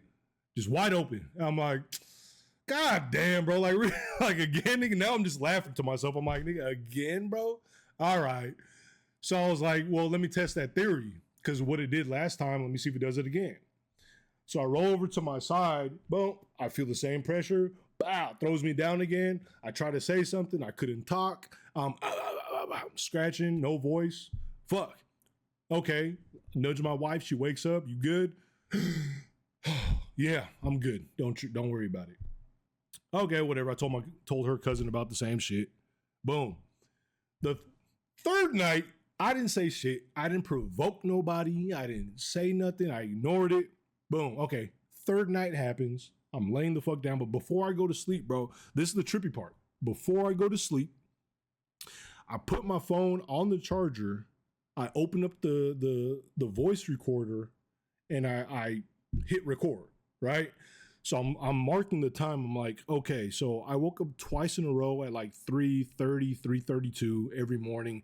Right now it's like whatever, 10:30, midnight, whatever the fucking time it was, right? So I'm getting my timestamp so I can fast forward if that shit happens. Boom, third night, hit the recorder. I'm asleep. All of a sudden, my eyes pop wide open. I'm wide awake again. I see my room. And I was like, yo, okay, this shit's getting fucking annoying at this point, bro. Right? Do the same shit. I roll over to my side because I'm uncomfortable. Get pinned down, push back down, can't talk, can't do none of that shit. And I nudge my wife and she wakes me up. I get out of it. At that moment, I grab my phone and I'm looking at the fucking time. It's the same exact time. And I'm like, okay, cool. I let it go for about like a couple more minutes. And then I hit stop on the recorder and then I go back to sleep. As soon as I woke up, bro, I grabbed my phone. I hit play and I fast forwarded all the way to that moment. And we were sleeping with these I forgot the material of the sheets, but they were like lighter. They weren't cotton. It might have been like not silk, but something in between. I forgot that material. Polyester? Maybe polyester, right? It was noisy, right? You can hear the sheets. So I'm hitting record and I'm listening to myself and seeing if I can hear anything in the background, like a EVP type shit, right? What if I can catch something? So I'm listening. I hear myself rolling over. And then I hear myself going, like trying to talk and I can't talk. I have no voice going, like I can literally hear that. So I know I'm not tripping about that. I can hear my wife waking up. I can hear myself going, I'm good. I can hear that shit. And then I hear my sheets like rustling. And as soon as that stops, I hear like this fucking, this sound I've never heard in my life before, bro. It sounded like this deep, nasty growl, bro. It was just like it was so fucked up, bro. It was so fucked up. At that moment, bro, as soon as I heard that shit, I went to my backyard. I was like, hey, whatever's fucking with me, I get that you're here. I believe that you're here. I believe you're real. Go back to fucking with my cousin. Leave me the fuck alone. Bad. Yeah, I was like, leave me the I apologize, but I was like, leave me the fuck alone. And if you are bad, if you're demonic, like you're not welcome here. But if you're good, stop fucking with us. You can stay, but stop fucking with us, right? And after that, bro, it never happened again. It happened 3 nights in a row, three fucking times. It happened at the same exact time frame, bro. To this day, I vividly remember all that shit, and I tell this story a lot to people, bro. Jay, before you go, bro, after you, I got 4 mini ones. Yeah. So go ahead, bro. And it all happened in the same place too. It's just crazy because like I literally right now I got the chills. So in my experience, my uncle, right? So my uncle is an ex-SEAL in Connecticut. And this was when I was way younger. I want to say I was like maybe 14, 15, bro. So he bought his crib in Connecticut. Mind you, literally behind the house is a cemetery. Like backyard and steps going up into a cemetery. So he bought his crib, right? And I spent the weekend up there. Me and my family spent the weekend up there. So he bought the crib. We all went up there, help him move and whatnot. So the first night we were in the crib, right? And this is where I thought I had that sleep paralysis and shit like that, but nah. It was some spirits up in that crib. So boom, we moved and everything. Nighttime came and it was like summertime. So it wasn't really too cold. I want to say fall, to be honest, fall. So it wasn't too cold and shit like that. Everybody's in the bedroom, at the time, obviously just moving in. We doing fucking air mattresses and shit like that. So it was me, my mom, my 3 cousins, and my aunt. So it's like 5, 6 of us in one room, right? So, my uncle's saying like, the cemetery's behind. He's seen some shit. He's witnessed some shit around the crib. So, boom, we moved and it's nighttime to go to bed. I want to say it was around 8 o'clock, bro. And I remember we're just laying there, and all of a sudden the fucking room is freezing, dog. Like it was just so fucking cold to where we got all the blankets that was in the house. And something's going on because all those people in the same room, bro. It's gonna be warm as fuck. Yeah. So that's what we were like. All right, he just got the house. He's a type of man that doesn't like a lot of heat either. So we were just like, all right, whatever. We're all gonna bunk it in one room. He doesn't want to turn up his heat, so we're just gonna generate body temperature. But body temperature did not play a fucking role, bro. When I tell you the room was fucking cold. And granted, we were taking like, oh, some of us is on the ground and this and that, but like, nah, everybody was freezing. So, we're there laying down and nobody could fall asleep. That was the first issue. We couldn't fall asleep at all. And it came to a point where I don't think the spirit in the house was bad because we didn't ever witness like any bad behavior or anything like traumatizing, but it was the fact that everyone kept laughing. Yeah, it was fucking weird. So I spent the whole weekend there, and literally we were all lay there, right? And we're all wrapped up in blankets and shit. The fucking place is cold. And it would be so quiet to where one of us would be like, ugh. And everybody's like hysterically just laughing, bro. We couldn't stop. We don't know what was going on with us. We just couldn't stop laughing. And my uncle was just like, yeah, no, there's just a bunch of spirits around and they come down from the cemetery and whatnot. So the first night it was freezing and we, for like 2 hours straight, the six of us in the room just kept laughing. And we had no idea why we were laughing. It could just be somebody just moving and we were just laughing. And I was just like, yo, I don't understand what this is going on. So like fast forward to the second day now. Second day, it wasn't as cold, but it was the same shit. It was just like, why are we laughing so much? Like whoever's in this house, are they like a fun spirit? Are they like making you laugh? Did they see something within the family that bought the house? We couldn't tell what the spirit was other than they brought laughing vibes to this house. And it was the first time I've ever seen my mom, my aunt, and uncle came together and was just like praying over the house, like whatever this spirit is, we're not here to cause any the same shit. We're not here to cause any trouble. We just bought this house. My uncle is a good man. He works in corrections. Like, we just want to be at peace. And for the third night, it was what, Friday. It was a Friday, Saturday. By Sunday, temperature was normal. Everybody was chill. Nobody was laughing. It was just like you could feel the relief of like, all right, whoever came in was testing to see what type of owners this house is gonna be. Either they had a connection with this house, but I got chills right now because it's just like it's a vivid image of Yeah. everything. Just like, yo, 2 days straight, we were freezing, nonstop laughing in the night, and it was just like, what the fuck are you laughing for? Literally, my cousin would be like, and we just be dying, bro, for no fucking reason. Everybody, no fucking reason, bro. And I think that's what made me kind of start believing in shit like that. Like, yo, Hey, bro. afterlife is crazy, Hey, you man. got lucky, bro, because that could have Yo, been a yeah, spirit that's very like, lucky, dog. yeah, that could have been a spirit where it's like, hey, I'm angry as fuck. Y'all gonna feel the Yeah, same shit, nigga. Oh, you want to exactly. laugh? Okay, okay, we can laugh Yeah. together, nigga.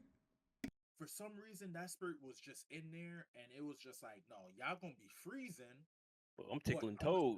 I'm going, yeah, That exactly. And it was motherfucker just like, like, fuck yo, y'all. why you laughing? Like, nobody could sleep.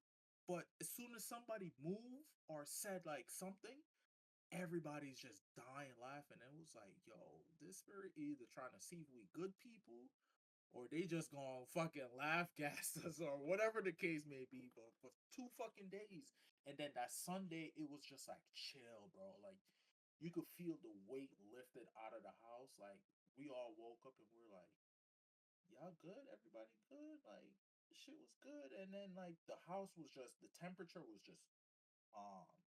And I was like, what the fuck? Like, this is weird as shit, bro. Like, yeah, that shit just caught me off guard, bro. Listen, bro. So that's fucking crazy. So I don't know. It's just a normal reaction. So all four of my situations happened in the same crib. So this crib, my older brother, we lost like touch with him over the years. And one day, I'm in my apartment. I think I was like 19. Um, I get a phone call from my mom. I'm not too far from her.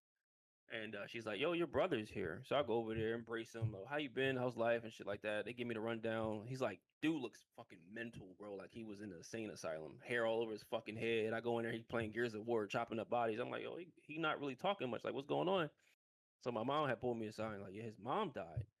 So that's a key factor to the story, to all four situations.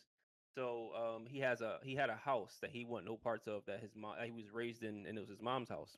So that was how I acquired my first home. This was in like West Philly type area, like right on the brink of West Philly where the Philadelphia Zoo is. So All right, we Fresh went there. Prince. Yeah, yeah. So we went there. Well, didn't really have parts of it because he didn't really want parts of it, but like cleaned the house out, renovated it to an extent, and I was working at Bath and Body Works downtown. Mind you, this is my favorite fucking job. One of my favorites. Probably like number one on the list. So I was working in a gallery before they shut it down. And me and him lived together at that point. He finally like came, so he like, fuck it, I'm gonna just like embrace it and just throw it behind me. So I get off of work. It's a hot day, summertime, bro. And I was in the middle room, not knowing that this was his mom's room. Um, I was in the middle room and I went in there and I just like dove on my bed, laid on my back, and went to sleep. Took a little quick nap. Door was cracked, so like enough enough of the door was open so you can see a full size human walking past. So I wake up, um, and I see a figure walk past the room. This is well before I start believing this shit. By the end of the story is when I started believing. I was like, I went to go speak. Everything felt like it was muffled, bro. Like it was coming right back at me. Pulse. So I'm sitting there. Hey yo, hey. You get a soundboard for that, my nigga. Listen, I hit you with the soundboard. I'm gonna do it again. So so I'm like, yo, what the fuck was that? So I try again, same thing. So I attempt to like get up, couldn't. So I'm like, yo, what the fuck? So something in me was just like, yo, just send it, bro. Just fucking send it. I jump up, go straight to my brother's room because that's the way it was walking. Like, yo, Bill, yo, you good? Nigga, not even there. So whatever I saw was not a person. It was a shadowy figure, and whatever was holding me down was sleep paralysis or whatever. So that happened. I shook it off. Whatever. Second time I'm home by myself. I'm in the living room, and you know how you have a solid door that when you close it, you know that bitch closed. You hear it click and shit like that. Engages. The lock engages and shit. I'm sitting there playing Xbox 360 with probably J-Star at the time, one of these motherfuckers, playing Halo or something like that. And I hear the fucking basement door just open, bro, and just swing open. Like I turn doorknob, around, like the doorknob turns and everything. doorknob turns. Oh hell no! Open that door, dog. The doorknob turns and the door just opens. I hear it because it's like no WD-40 type shit. So I turn around and I stare at it for like 3 minutes, bro. I shit you not. I'm just looking at it, and I'm like, I either gotta close that shit or leave the house. So I'm just like, fuck it. So after the 3 minutes, I get up, I creep to the door, I turn all the lights on downstairs, and I close it, make sure it's closed, I'm like, all right, that was fucking weird. That was two. You know the black thing, how black people don't hear the smoke detector when they're dying? So that's an ongoing joke for whatever fucking reason. So all of the smoke detectors, which is 4 of them in the house at the time, all the batteries were dying at the same time. I thought nothing of it, bro. Took them all down. Yeah, because that shit's fucking annoying. I took them all down and I took all the batteries out and I stacked all the smoke detectors on top of each other in my linen closet in the hallway, and I put the batteries like in the back corner of the linen closet on that same shelf. Went to sleep. Around 3 something in the fucking morning, the smoke detectors are going off. Not that chirp, but like there's a fucking fire.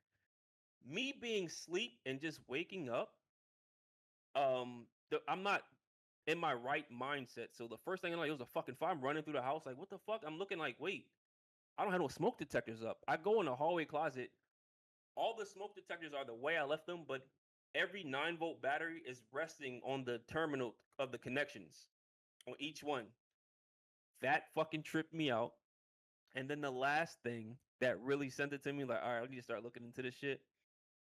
I have a habit of locking the bottom lock, then closing the door behind me, and then put my key in to lock the top lock.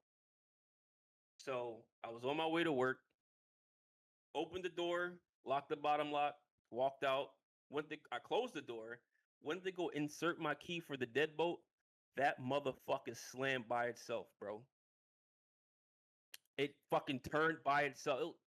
I was like, It knew your ever habits, since bro. then, bro, all those situations happened in that crib.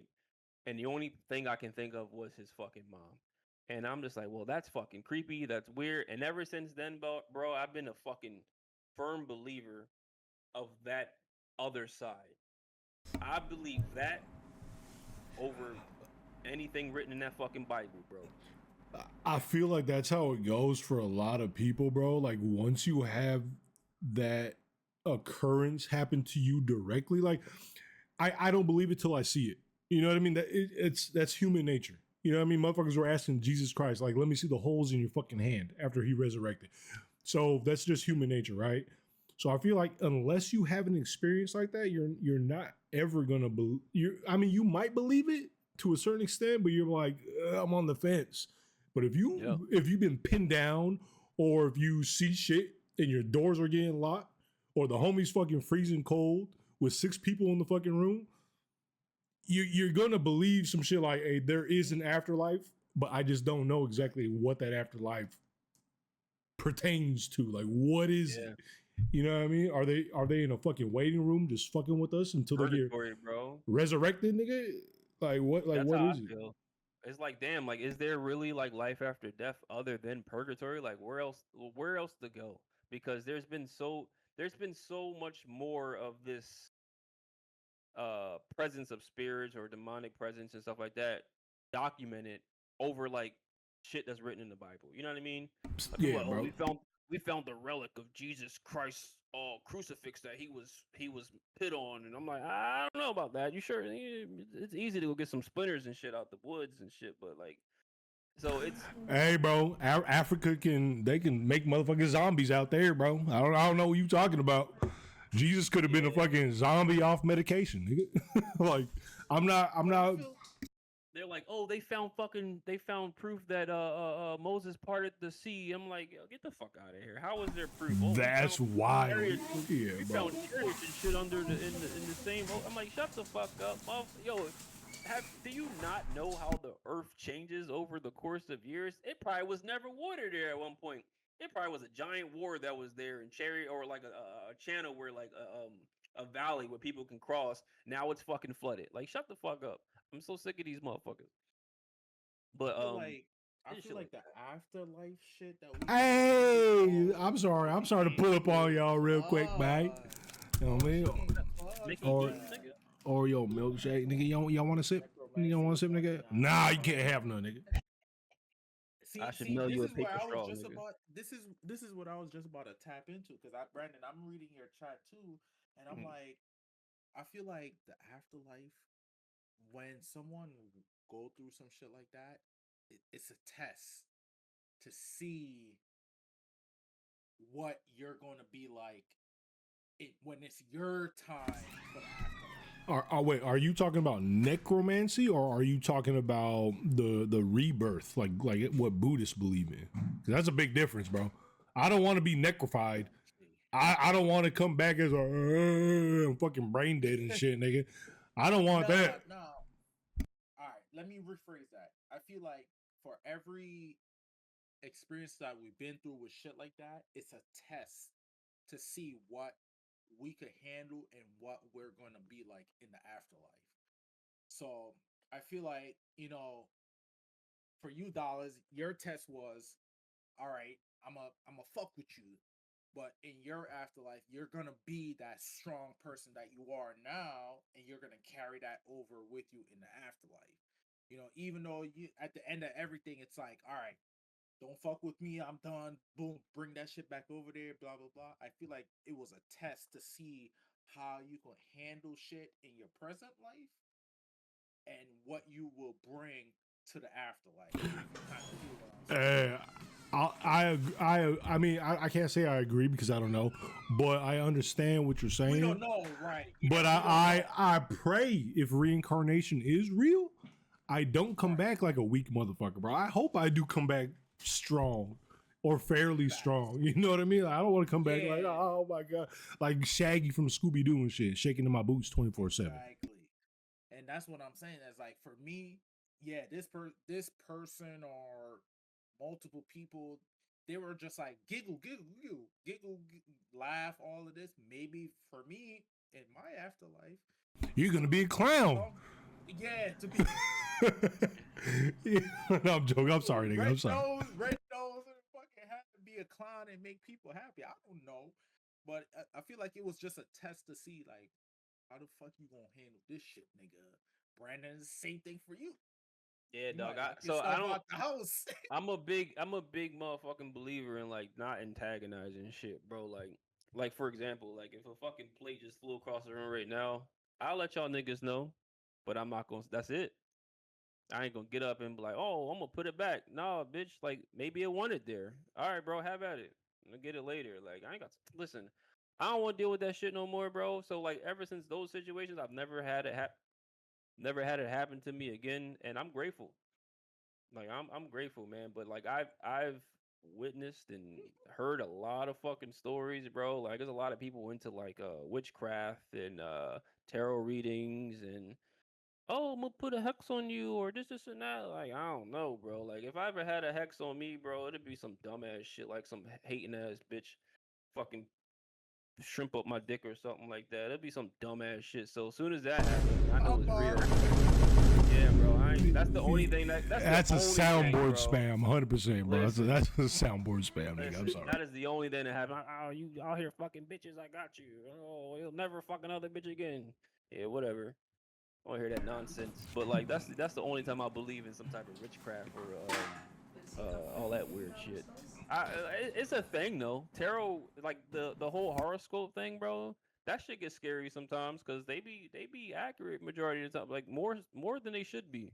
But you got to So think about it too, bro. Like okay, so the tarot cards and astrology and all that shit, it has to even if it's not fully true, it has to hold connected somewhere, bro. some weight in what it does and what people say it does. Because think about it, bro. The moon is how fucking far away from the earth, and it's moving our ocean.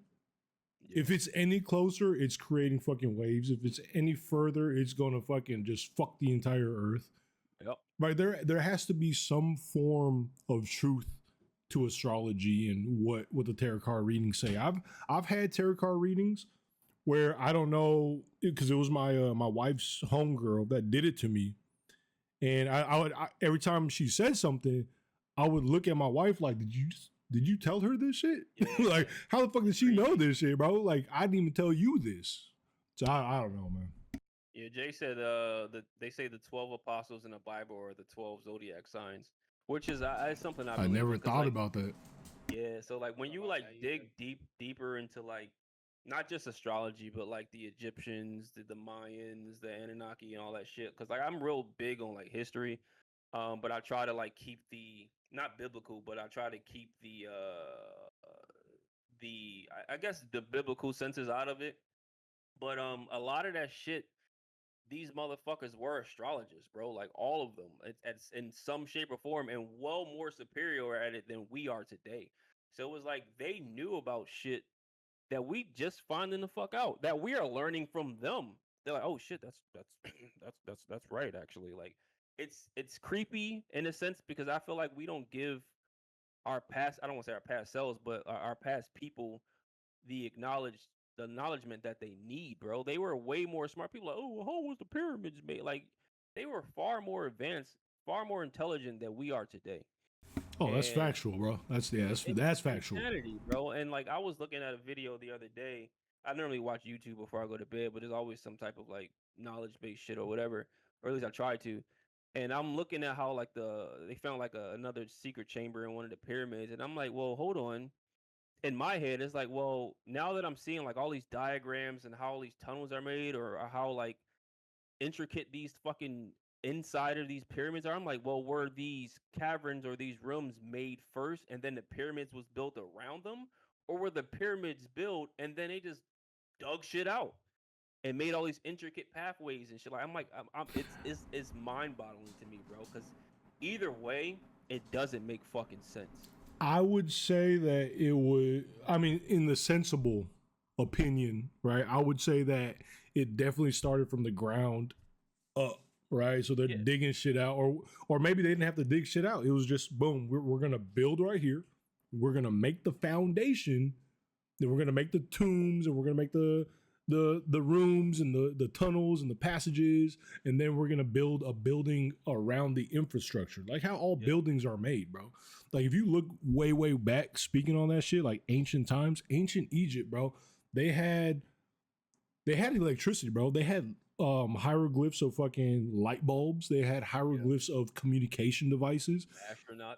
Yeah, all that shit, bro. Outer being or outer space beings, or extraterrestrials visiting and giving them knowledge and shit like that. So my theory in that regard is we did it like if you look at technology today, it's new to us, but it's regurgitated. Like think about all the secrets of the world that the wealthy and all the governments across the fucking globe have obtained, and they're keeping it from the masses, from the public, so they can make a profit, make a couple dollars. You know what I mean? Like when cell phones first came out, motherfucking like knowing what I know now, that shit's not new. So and also with that being said, if you look at the younger generations compared to us, do you remember when we were younger, everybody was rocking fitteds, bro. Everybody was rocking fitted caps. And then snapbacks became popular after fitteds. But back in the 80s, motherfuckers were rocking snapbacks, bro. That was the new shit.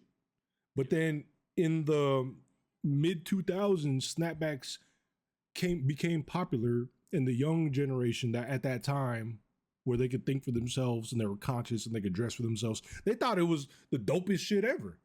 Yeah. And all the older folks like me were like, When did that? What? This is not new. So with that being said, bro, history repeats itself, bro. That is a known fucking fact. No matter what you do, no matter what you say, no matter what great fucking idea you had, there is no original idea in this day and age right now. And if someone doesn't have that idea or that invention out yet, I promise you it's been thought of or done back in ancient times, but that technology wasn't kept around. That technology it was lost, but then look at all the excavations that go throughout the entire fucking globe, bro. Especially when there's like it's a deserted fucking desert land. But motherfuckers are digging up crazy shit. Boom, keep that a secret, bro. Because we can make $1, man. This technology or this fucking proof that there was this technology, hey, we can make a couple dollars, man. Just shut the fuck up and let's pretend it's new. I definitely agree with that whole history shit too, because I remember growing up in Jamaica, bro. And back then, Jamaicans got their stereotype. That's gonna be another topic, but call me now. Right? So back in the days, it was like, oh, you're not supposed to wear these skinny jeans, the tight pants and shit like that. What happened in the early 2000s? That was the wave. Niggas was wearing skinny jeans and a slim fit and this and that. And it was like, it was frowned upon back in the days. Then it became a thing. So then niggas went to go do baggy pants. Right? Baggy pants became a thing. But now look, 2025. Baggy fucking pants, man. Baggy pants again. So Crops, it's like crops, t-shirts. it's just like the simple things like that is that history repeat itself. It was like, oh nah, you can't be wearing baggy pants. You gotta be wearing skinny jeans and slim fit jeans.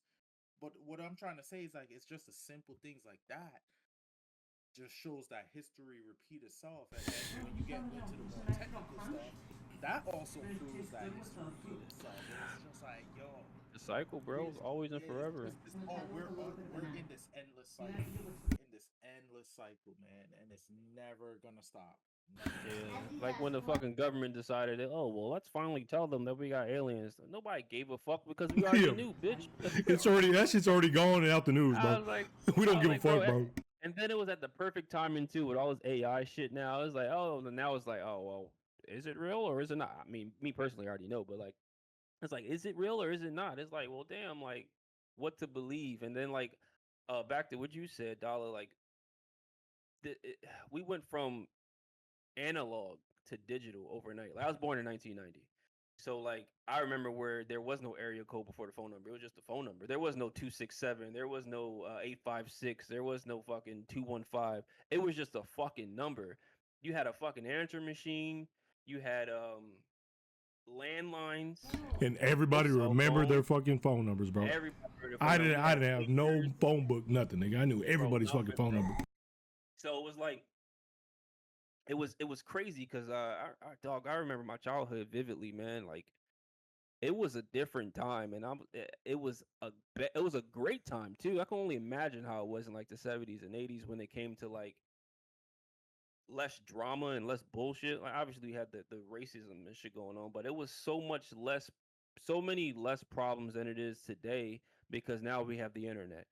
Now we got cell phones, like people organizing fucking people getting jumped in high school and on their cell phones and shit like that. Like there was none of that shit when I was growing up, dog. You see that nigga in the schoolyard or you see him after school. Like it was none of that secretive fighting shit in the bathroom or anything like that. But like all of us say, man, history repeats itself. It's going to keep repeating itself. Um the aliens probably think that we're the fucking dumbest I'm set about to of say, generations, and yeah, we and bro. like they were like, oh shit, the motherfuckers, the goddamn Egyptians were smarter than these fucking dumbasses. Like, what they? Oh shit, they got nuclear weapons. They're gonna kill themselves. Like, it's just shit like that. Like I think about every day, bro. Cause like Yeah, I'm not bro. a dumb dude, and I'm just like, oh yeah, we got aliens. All right, cool. Yeah, and we also have no, not now, but we also got dumb people in power. We also got unintelligent people in power. We got irrational people in power. Um, so it became a thing where it's like, man, I gotta build myself to protect what's mine, and that's the only way I'm gonna have to live the life that I have because anything can happen between now and tomorrow with technology, with these aliens. Um, like there's no way in hell we know more about space than we know on this our own fucking planet, bro. What they say we only know about 5% of our oceans. Like nigga, what? That's a scary fucking take, bro. I think That's about that shit. horrible. I think about that shit all the fucking time. And I ain't gonna lie, bro. Yeah, I'm in the military, and so my branch is Navy. But I will tell you this: I am terrified of the deep Yep. ocean, bro. You have no idea, bro. I I fucking am hate them. I hate 'em. terrified, nigga. Like the shit that's living down there and evolving down there right now, and it's never What? been seen or discovered, bro. Like, fuck no. So The, like, I was gonna say, for me, I feel like it goes back to what you said, Parker. Like the with the Egyptians and how we first like now we're learning like the shit that they did under the pyramid. Yeah. I feel like Oh yeah. the best knowledge is when you go through shit without modern technology. Yep. That's the best knowledge. And that shows a lot because if these niggas could create shit without technology and this and that, imagine for us who push everything to the side and use our fucking brain. Like I feel like we all could tap into our brain. Obviously, you gotta sit down and really manifest it, Yeah. but like we all could tap into our brains to where we could create and do things that these niggas did without the use of technology. Everything just becomes so easy now because we could Google this and chat GPT and all of that, whatever, you know. But these niggas didn't have nothing. All they had was man-made tools that they had to make. Who knows if they were fucking giants or just small niggas or regular niggas like us, but like the fucking brain is just a. I feel like the brain is the most powerful thing on earth. It is. Oh yeah, 100%, bro. Because that the theory or not theory, bro. It's facts, right? So when a baby Right. is born, bro, the ages 0 through 5, they're so in they're like tapped into the fucking the other realm, the spiritual realm. They're very intelligent. They use all their senses because they're trying to survive. And when you're in that survival mode, bro, everything kicks in. You know what I mean? But once you hit that age where you can, the kids can start using tablets and cell phones and watching TV. Us as humans, we get desensitized to all that shit. Now we're just focusing on what's in front of us. Boom. What is in front of me right now? Yeah, we got the internet, and I can know about the news all the way in fucking Djibouti, Africa. I can know about the news going on in fucking Middle East, whatever. Cool. But it's not the same when you're just using your raw fucking senses, bro, just to survive. Because you don't know what the hell's going on. You're a blob of fucking flesh. You can't even walk yet. You're like trying to figure your body out, bro. Like, and now your motherfuckers talking. Little babies are talking to fucking ghosts or seeing ghosts, and they're giggling and getting hugs from fucking dead relatives. And then they get of age, like I said, bro, and they just lose all that shit. But one thing I did want to mention that you said a while ago was going back to the ancient times. When history repeats itself, I think and I feel, in my opinion, my personal opinion, the reason why shit gets repeated so often is because when people forget their history or history in general, remember how I mentioned like, oh, you think it's a new idea? It's not a new idea. It's been done. You just don't know the fucking history behind it. So now it's cool. Now it's a new fad. Now it's a new piece of technology. But it's been done. Not even eons ago, but thousands of years ago.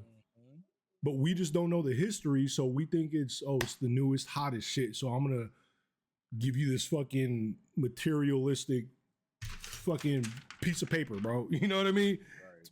Commerce to trade for it, and you can make a couple bucks off me now because that's the way the world is now.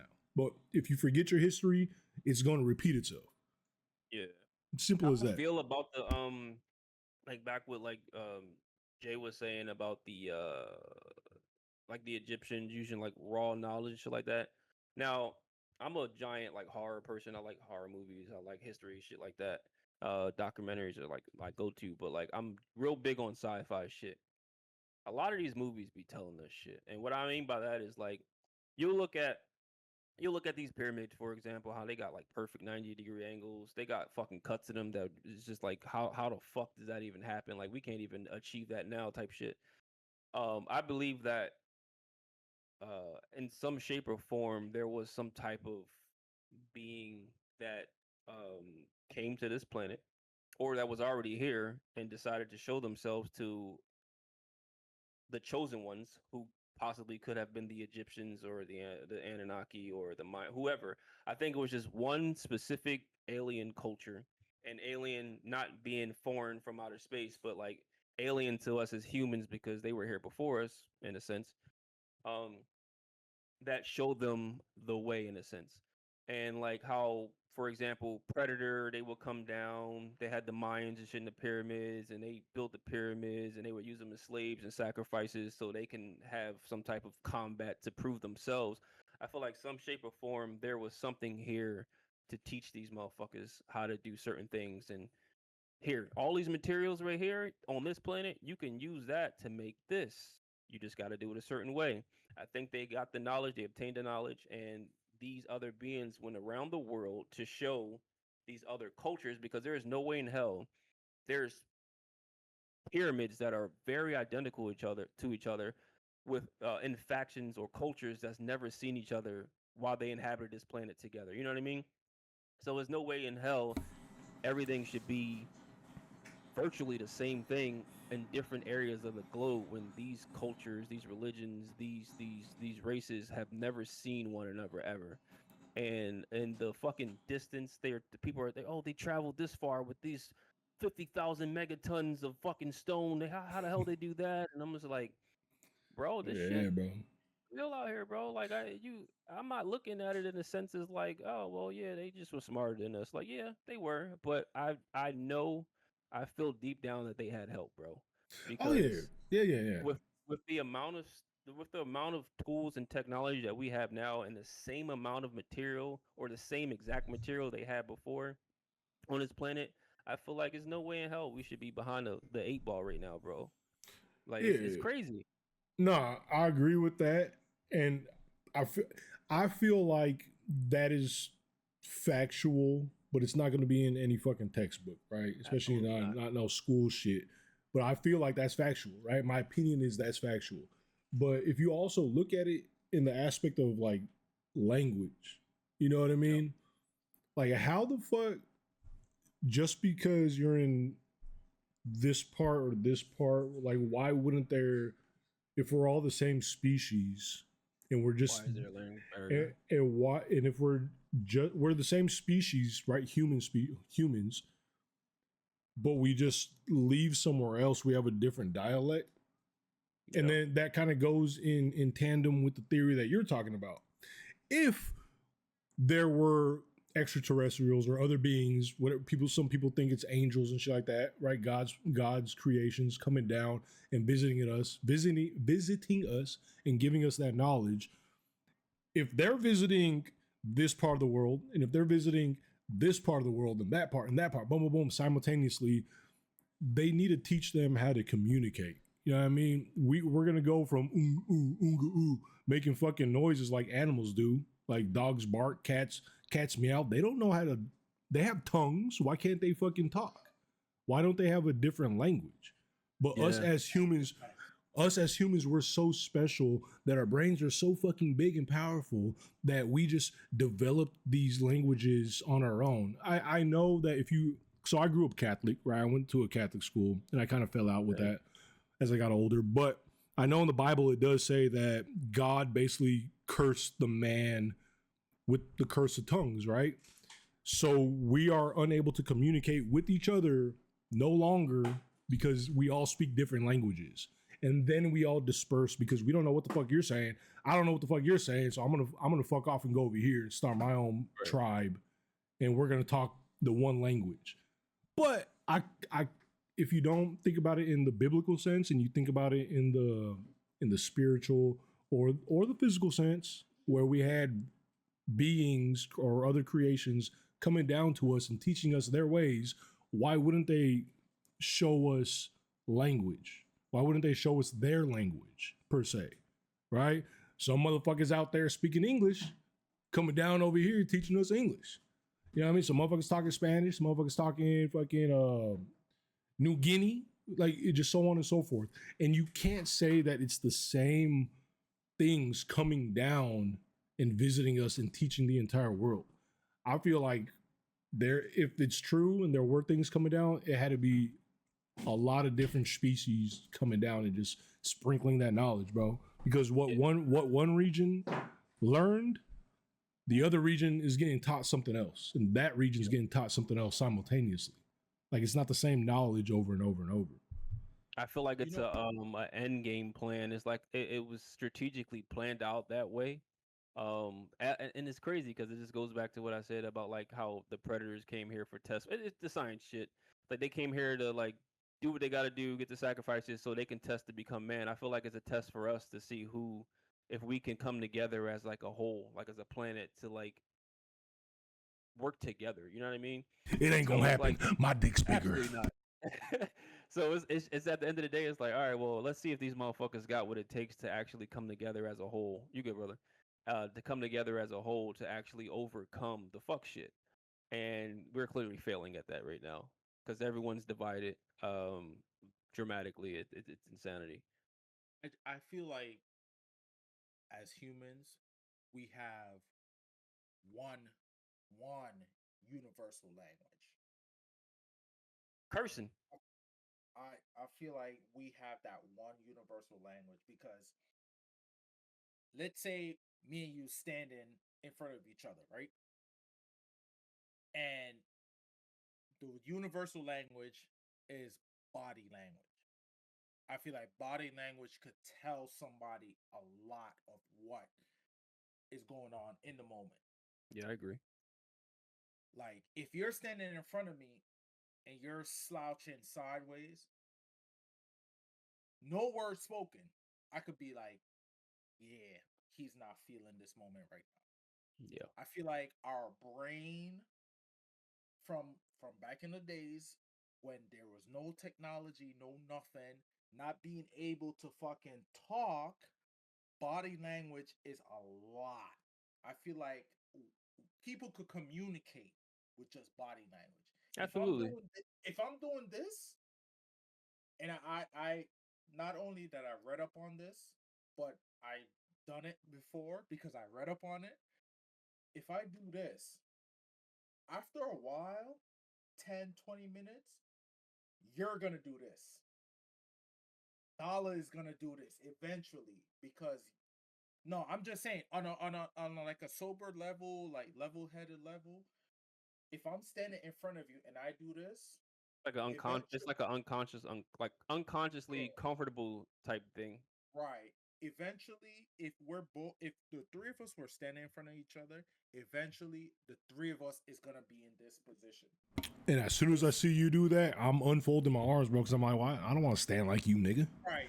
But you're gonna do it. You're gonna do it initially because Yeah, maybe. your brain Yeah. is, your brain is saying, your brain is trying to read my body language and it's kind of telling you, all right, I'm gonna just do this. Yeah, And from then a you're gonna be like, nah, I'm not fucking doing this shit with this nigga. Like, it's just a natural habit. Body language is our main fucking component of Universal, each man. other. Yeah. It's universal. Before we could use our tongue, like you said, before we could use our tongue and shit like that, body language was how it is. If a nigga's fucking lifting shit, oh, all right, I'm gonna lift it too because that's his body language. I'm gonna adapt to that.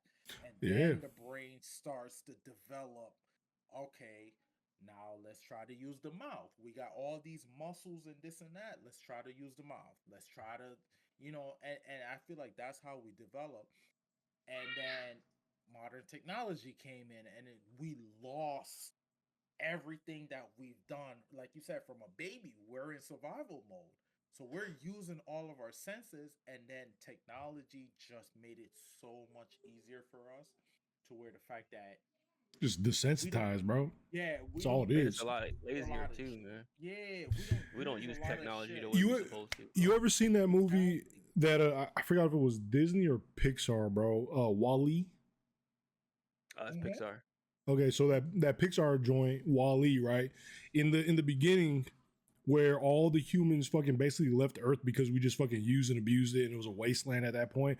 And then they show the spaceship where all the humans are living now because they're just fat, lazy, always eating, and they're on those little machines that are just, it's like a lounge chair, but they're just going through the Driving. fucking tunnels and shit like that, and they're just Yeah. watching the fucking screen.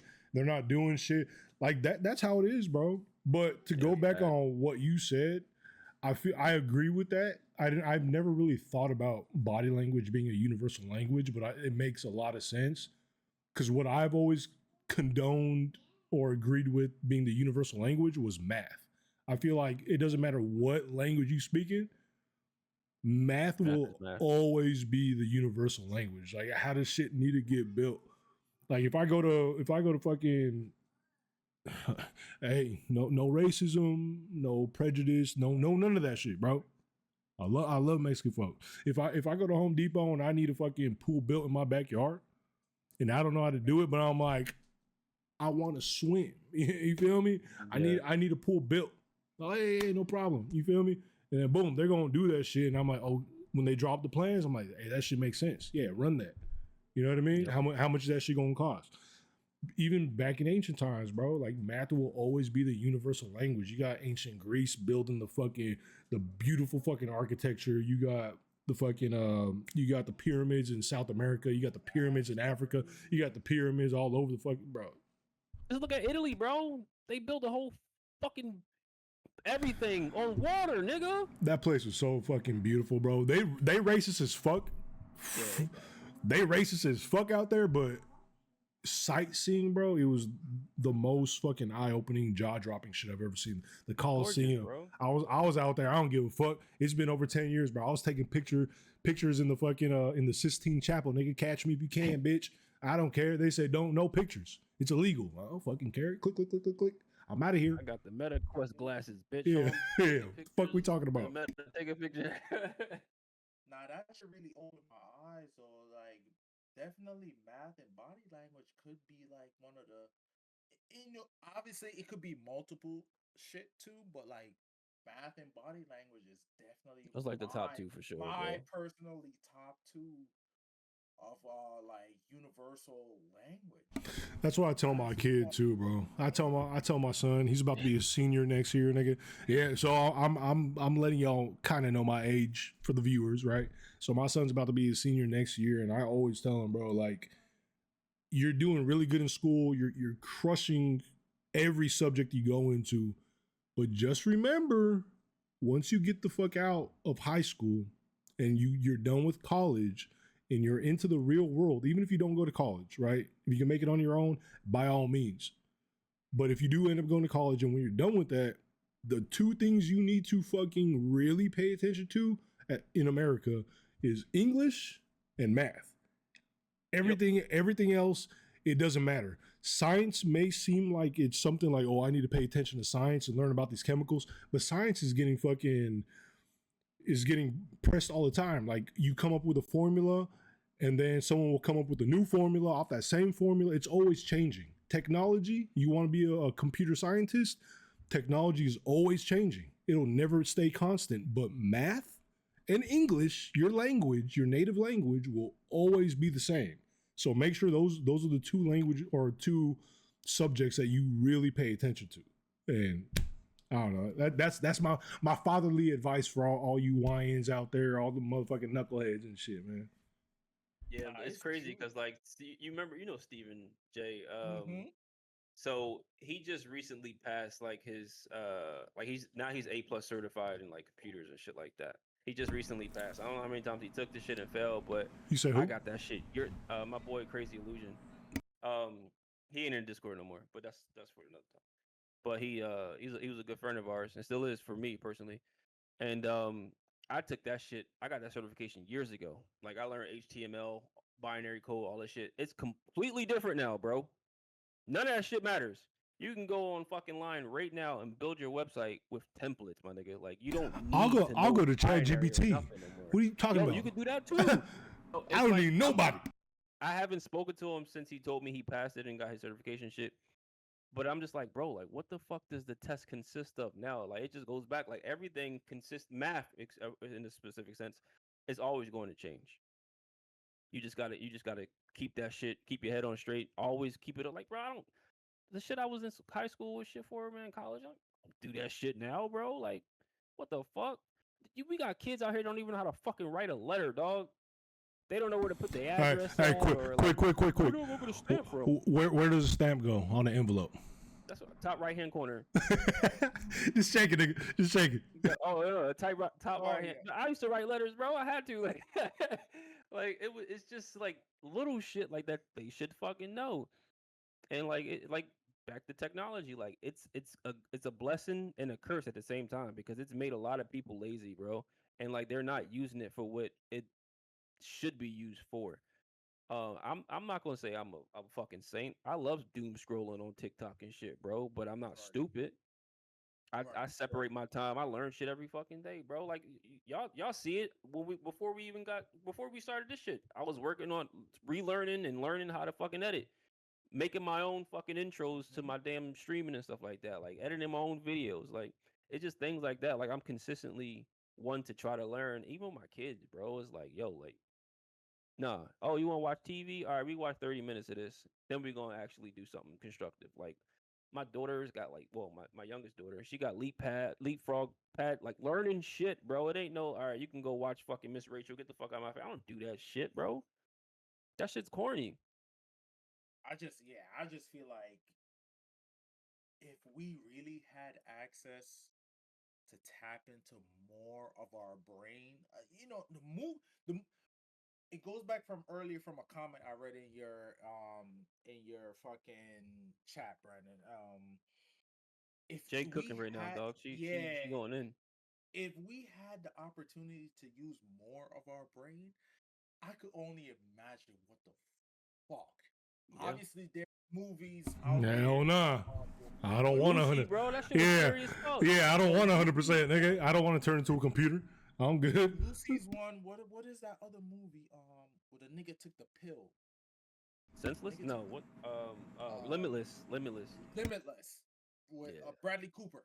Yeah. Imagine if we fucking was able to tap into just 50%, 40%.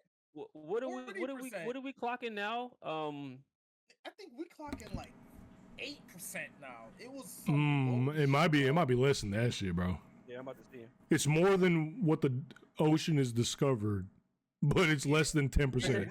I know that. It's 10%. It's 10%. 10%. Really? All right. Dang, okay, we some smart motherfuckers. Hold up. The common claim that humans only use 10% of the brain is a myth. In reality, we use all parts of the brain, though different areas are more active at times, while some parts of the brain might be active during specific tasks, which is That's not what we asked ChatGPT. Yeah, but we're not using 10%, bro. If we were using 10%, we'd be a fucking force to be reckoned. We'd be farther than Mars, bitch. Man wise, we'd be farther than Mars. That's for a fact. Hey, Elon's almost there, bro. Yeah, Limitless. That nigga ain't from here, so I don't know. He ain't from here, bro. Hey, whatever. He making my ETFs rise, nigga. So hey, whatever. Thank you, Elon ET. Appreciate you, bro. I ain't already a computer. You better cut that shit out. I wasn't good at in school, bro. I'm sorry, Jay. Hold that thought, my brother. Yeah. I wasn't that great in school. I didn't start diving in deep until I got out of college. Like I didn't start digging because like my dad taught me a lot of shit growing up, and that was like shit to be a man. Like, hey, you plumbing and construction, electrical. I took what he taught me and extended that knowledge. I went to go to trade school. I got this certification. I got that certification. Now I don't got to pay a motherfucker for shit. So it's up to the person and how that upbringing is to actually get out here and use what we have at our fingertips and just take advantage, bro. Like people be like, oh, I go college and I'm in debt. I'm like, no. It's not our generation, though. Absolutely, it's crazy you say that because like I think our generation got cooked later on. I think if things were, how do I say this? Nah, I feel like we've been cooked since fucking the inception of our time, bro. We've been through so much shit, bro. I feel like us as millennials, right? You and me, part. Yeah. Jay, you're a little younger. I don't know if you're considered a millennial. 33. 33. He almost. So yeah, I'm still a millennial. Yep. So I think it's from like 87 to like 95 or 96. Yeah. That's a millennial. So with that being said, yeah, we were cooked from the get, bro. But it was the best fucking childhood. It was the simplest of times. Absolutely. We went through so much shit, but it was still simple. Everything was so simple. 81 to 96. Yep. 81 to 96. Okay, so I was off by the 87 part, but yeah, 81 to 96. You know what I mean? But yeah, I feel like we've been cooked from the get, bro. You know what I mean? Like it's fucked up. How many fucking how many fallouts did we go through, bro? We had 9/11 when I was in 8th grade. You were in 6th grade or 5th grade. I was living in Jamaica at the time. Yeah, you were in Jamaica. You were good. You know what I mean? You're like, hey, in my backyard, bro. I was in Philadelphia when that shit happened. So we had that going on. We had gas prices raised all the way to fucking, I remember $5 for the very first time when I was like the Iraq War, 17 or 18. Yeah, we had the fucking post 9/11 war that lasted 2 decades. We had, bro, there's just so much shit. Everything. We had Bill Clinton, both Bushes as president. We had fucking Nixon as president, depending on what year you were born. We have Trump twice. You know what I mean? Like, I'm not saying that's a bad thing entirely. Right. But there's Yeah, just we've so through- much shit, bro. We've been through all the pandemics. We've been Yeah. through. Pandemic. Add that to the list. When you talk about pandemics, we've been through the swine flu, bird flu. We went through Oh, yeah. every natural disaster there was. All the hurricanes. Katrina We too. went- Yeah, she was yeah, crazy. we But we went had like through- five hurricanes, bro. H1N1.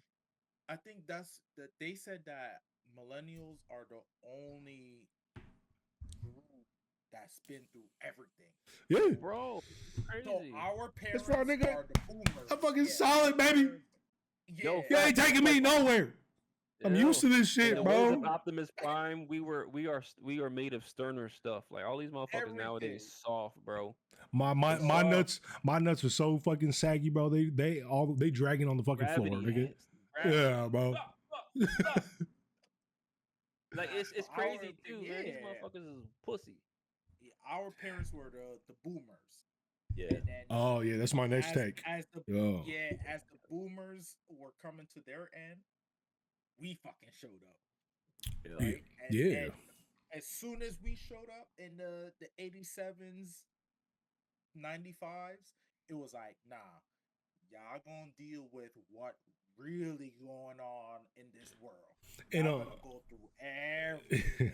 and on top of that, bro, I feel like our generation is also cooked because I feel like we were the 5-year-olds that became conscious, and our parents, they're not perfect, you know what I mean? But we growing up, we getting our ass beat. We better be in the crib when the street lights turn on. Yup. You know what I mean? They got, Ebola.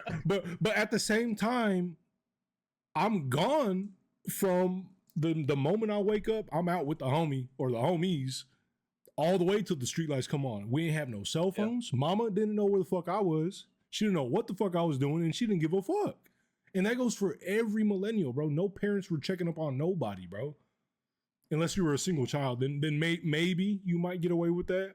But I feel like our generation is the one that is breaking that generational curse of we're not beating our kids. We're not talking down to our kids as much. You know what I mean? I still call my son, you dumb as fuck for that shit if he does something stupid.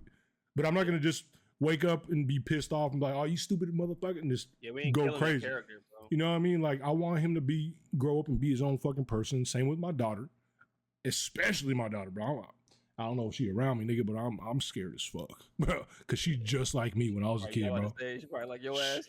She just like me. My son is like my mother, or my wife, like his mother, just like her. So he's good, level-headed, always calm. He's never misspoke to his parents. He's never said nothing. My daughter at fucking like, as soon as she could talk, she was like, I hate you. I was like, damn, bitch. You know what I mean? Like, you hate me already? You don't even know what the fucking hate is. You know what I mean? But just hearing shit. But back to that whole thing about like people like when you said our generation is cooked. This new generation definitely cooked, but I was at the point where like, dog, like I was outside getting scrapes and bruises, riding bikes, doing backflips off of fucking shit. Like none of these jumping rope, skippets, hurting myself climbing every day, trees, bro.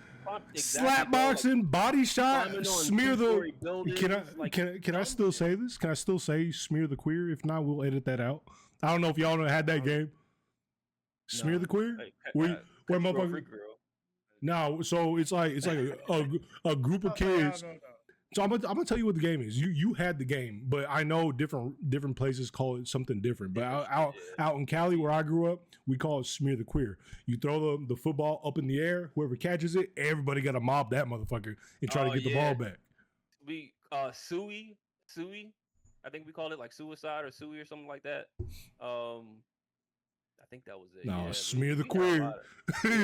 That's what we play. Just like how like New York called, you know, the little hugs. They call them quarter waters in New York or some shit like that, or they call them barrel drinks. That we call them in Philly. They were called hugs. Grenades, the grenades. I heard that shit. Oh, the too. grenades. Yeah, we had that shit out here too, bro. So it just goes with that. But like a lot of these kids these days, man, they don't get out and do shit, bro. Like when I see kids like jumping rope, like double dutch and shit, it makes me warm inside because it's like, bro, like. You know how hard it is to jump rope, bitch? Like the double dutch, nigga? Couple Dutch Like, nigga. Yeah, when bro. you see that shit, it's refreshing as fuck. It's like, all right, cool. Maybe they not that. Maybe that particular section of children ain't cooked yet. And then you got down the street, you got motherfuckers on the corner. Yo, Nick's done. Oh, got that weed. Like, come on, bro. Like, Hey, at least nobody they got out. them, At bro. least they outside, bro. You know what I They mean? outside doing nothing, bro. Making money, baby. We talking about, Yo, man. it's funny. I was out there Making too. shit. It's funny you were Shit. saying like, yo, we were always outside. I remember, bro. To this day, I got a fucking always scar on outside. my forehead, bro. I remember fucking playing outside, and my mom was like, "Get your ass inside." This is in Jamaica. Get your ass inside. Get your ass inside. And I was like, nah. She was like, all right. When, as cliche as it is, she was like, when that fucking light comes on that pole right there in front of the house, get your ass inside. And I remember we were playing hide and seek, bro. Hide and go get it. Yeah. And there was a pickup truck. And in the back of the pickup truck, nigga had grills on the back. And it was my turn to fucking hide. And I was so stubborn. Nigga, it was the lights came on, but it was way beyond time. And we were still playing. And I remember it was my turn to hide, bro. I will never forget. I got the scar to prove it. And I fucking hopped in the bed of the pickup truck, nigga. And not fucking paying attention that the owner of that pickup truck, I don't know who it was, must be one of my neighbors in the area. He had grills on the back. So when I hopped up in the back of the truck, I fucking banged my head on the fucking side grill, bro. God damn. Bust my whole shit open, nigga. Blood dripping. See, and all in my that's face. the dope shit, bro. Like when we were growing up, Life. our body Life. our body is full of fucking marks and scars.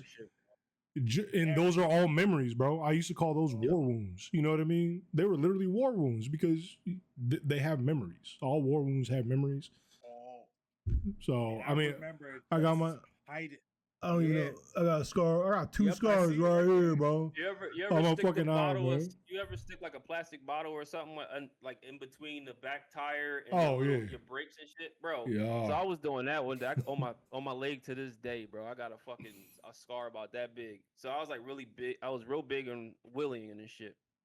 So I had a bottle in there because it make it sound like a little motorcycle, or whatever. Oh, here's my scar And right here. I was wheeling down the block. Too dark, and nigga. I put my leg back on the peg, the pogo, but I threw it back. Pause. I threw it back too far. The leg, whatever. I threw my leg back too far, and you get a soundboard, nigga. nigga. Going fast. Fuck you. So when my leg went back, it grazed the tire, and it burnt and peeled all this, like this much, like this. It was like 4 inches of fucking meat just peeled off of my fucking leg, bro. Shit was fuck. I still got the scars to this day, bro. I had to be like 14, 15. Never went away. It was probably next to my dad punching me in my fucking stomach. It was probably the worst pain I felt as a child, bro. My dad fucking sucked. Yo, I had got smart with my grandma, his mom. I had said something to my grandma. I didn't curse at her. I said some smart ass shit. And I didn't think he was even told. I didn't think nobody told that man. I was outside chilling. He pulled up, normal shit. He was like, hey, dad, blah, blah, blah. He like, what's up, son? Walked up to me. That man knocked the fucking wind out of me, bro. And he caught me too. And he sat my ass down on the step. He was like, pat me on the back. He was like, don't you ever get smart with your fucking grandma again. I was like, and you ain't never did it again, did you? Never in my fucking life. Never. Yeah. Never. I never will. That shit, I remember that shit like it was yesterday, dog. See, I didn't have pops growing up, but I live vicariously through stories like you, and vicariously through stories of my homies talking about like, hey, when my older brother said some crazy shit to my mom one time, blah blah blah, and my dad came home, he fucking picked my brother up and slammed him on the dining table and blah blah blah blah blah. Never did that shit again. I was like, damn, I'm kind of glad. I'm kind of glad I never had a dad. Holy shit, I would have got my ass beat, bro. My Everybody dad. like it was a weird window with like, oh, your dad went to go get milk. I was like, well, back in the 50s and 60s, that was an excuse because the motherfucking milk was delivered to your crib, motherfucker. So it had to be something else. So I don't know. These motherfuckers is disappearing and shit. But Yeah, bro. me, you ain't got to worry about that. I'm lactose. Stupid. I ain't going nowhere. Fuck that. But yeah, no, back in the days, it was crazy. You got to deal with the consequences. Facts. Like I said, I'll fucking bust my head on that fucking pickup truck, nigga. I was gushing blood and everything. Pulled up to my house. My mom is like, what did I tell you? You need to be home before the lights turned on, blah, blah, blah. She goes, what happened? And I had to lie and was like, oh, I ran into the wall. Like, Damn. some lame ass excuse. He's like, I would have been like, are you retarded, nigga? Yeah, she was like, what the fuck? How did you do that? I don't remember what I said, but all I remember was just like, yo, I ran into the wall. I got a She scar on my messaged it, stomach from like yeah, a so I handlebar from a bike. Still got that scar. Oh, those are the worst, bro. Bro, man, Getting I think gut I was checked? fucking Matt Hoffman BMX and shit, dog. Like I was really good on the bike, but like it wasn't a bike you can spin the handlebars around. So when I spun it, it had the hydraulics for the brake thingy, the lines. Yeah, you had the So front when brakes. I spun it, it got caught. So when it just jabbed me. Oh, dude, I had to be going like 15 miles an hour, bro. Shit jabbed me right in the gut. I flipped over the front handlebar. I'm on the ground like I think I'm dying, bro. I got a mark from the handlebar because the end, the rubber had came off, so the metal was exposed. Bro, I was cooked. I was like, God damn, what a life to be a child around that time, bro. And it was Smell great. like the outside. What 'Cause does that what- smell like? Now I know. Because what happened after that happened to you? What did you do the next day, bro? You went right back out there on that Got right back on that motherfucking bike. motherfucking bike, bro. It don't Got matter, back bro. on the bike. Exactly. It didn't even matter. Nope. Because we learned from pain, bro. Life is really our teacher, bro. And I believe that that's true. whole fucking heartedly, even to this day. But people aren't learning from life, bro. They're learning from social media. They're learning from other shit. They're not experiencing that shit. So they start going. Motherfuckers that grow up and don't know shit because they never experienced shit. They get to a certain point in their life where they're adults now, and they go get a job, and now they're a fucking social justice warrior and thinking they know what the fuck's going on, or they're a white knight trying to save these hoes, bro. Like it's crazy, bro. Like, but if you young and you outside and you around people enough, you're gonna be around people enough to the point where you learn like, oh, bitches ain't shit. You know what I mean? Oh, niggas really ain't shit either. It's just Yeah, man. I told him, yo, when I was teaching, bro, life was my daddy, bro. I didn't have a Hell dad, but yeah. life was my daddy, bro.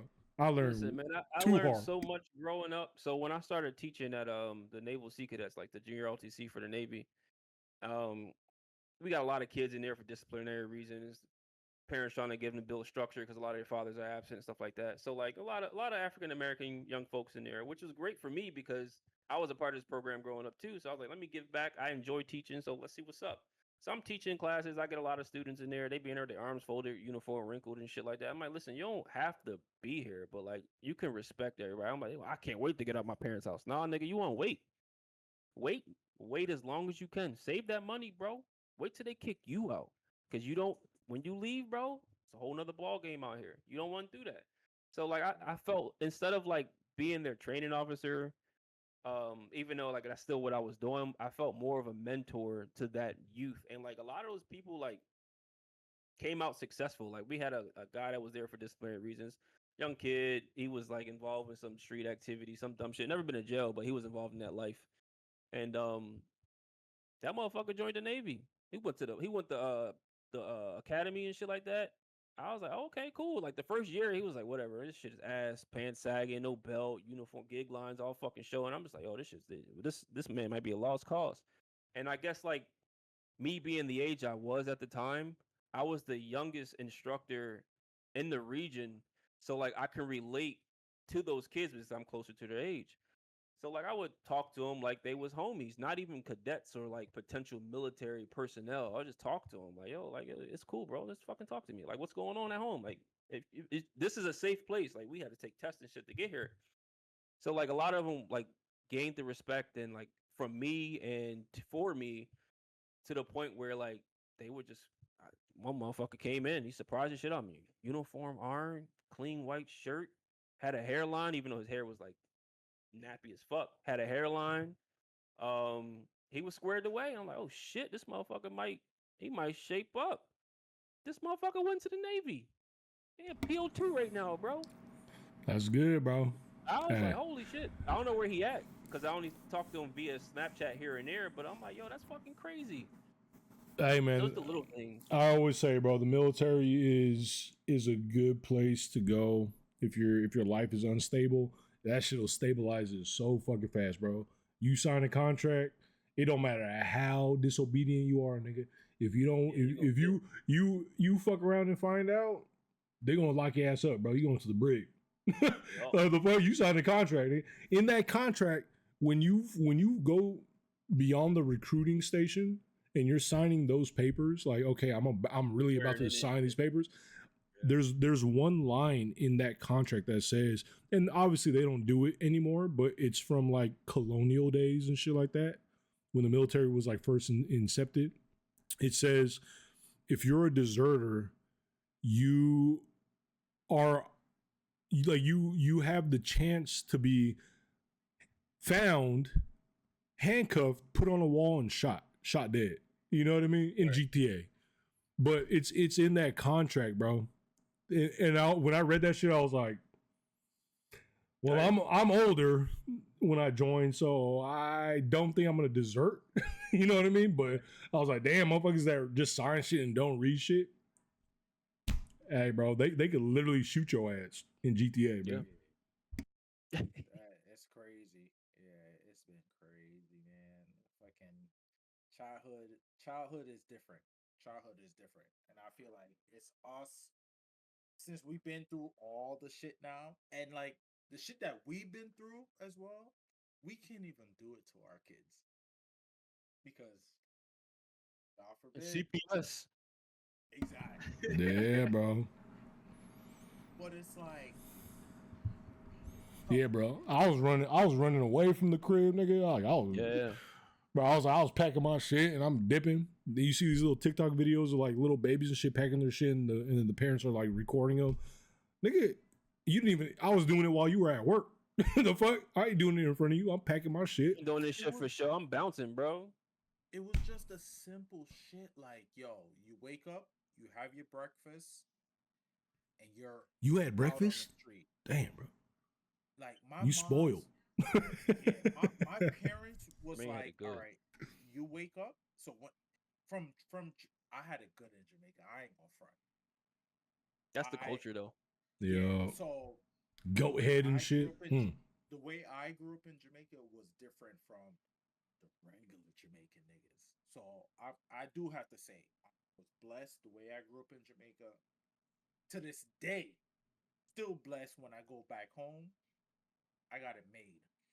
But like the way I grew up was like, you wake up, you have your breakfast, and it was like, I don't talk to my parents, I don't talk to nobody in my family until that fucking light shows up. And for me, that light showed up, and it was like, all right, I'm going home. It was either take a shower and call it a day, or it was to check in to make sure that everything was okay, and then shower and then go back on the road for the nightlife. So that's how I grew up. So like literally, I had a, you know, N64 shit like that. Like I had some of the American stuff deported to Jamaican, this and that. But for me, it was just straight street life, and I had to use my brain. It was like all survival Jamaica, shit, bro. and yeah, it was like third world country. Like for me, and I try to tell everyone my experience is gonna be different from everybody else. Like I seen the trenches. Granted, I didn't really experience that, but like I lived in the trenches. Hey, my son's middle name's Kingston, bro. Because I thought I was gonna be living that life for the rest of my life when he was born. You feel me? Because I was like, yeah, nigga, I'm good as fuck. I gotta make sure the tradition continues. I was stupid as fuck, bro. I had my kid when I was like young as shit too, bro. But like, I grew up and I was like, why did I name you this, nigga? Like, what the fuck was wrong with me? I lived in East Kingston, Jamaica. Literally walked out my house, look up in the mountains, and all you hear is just shots popping off in the mountains. Go down. I lived on a dead end road, bro. Go down to the end of the road, shots popping off. So when I tell people, like, for me, I've been there. Third world country, you got nothing. Literally been there, bro. Like, watch people getting popped and this and that, hearing the shit.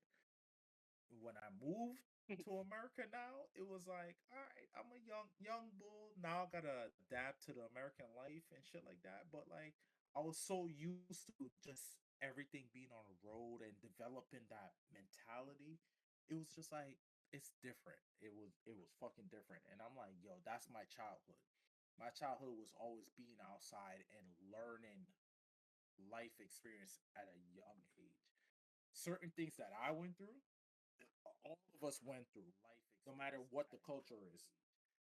Our generation, the shit that we went through, we can't do certain things to our kids now because, like I said, Yeah, man. CPS, all of that shit. Bro, You can't even honestly, talk to your kids certain ways.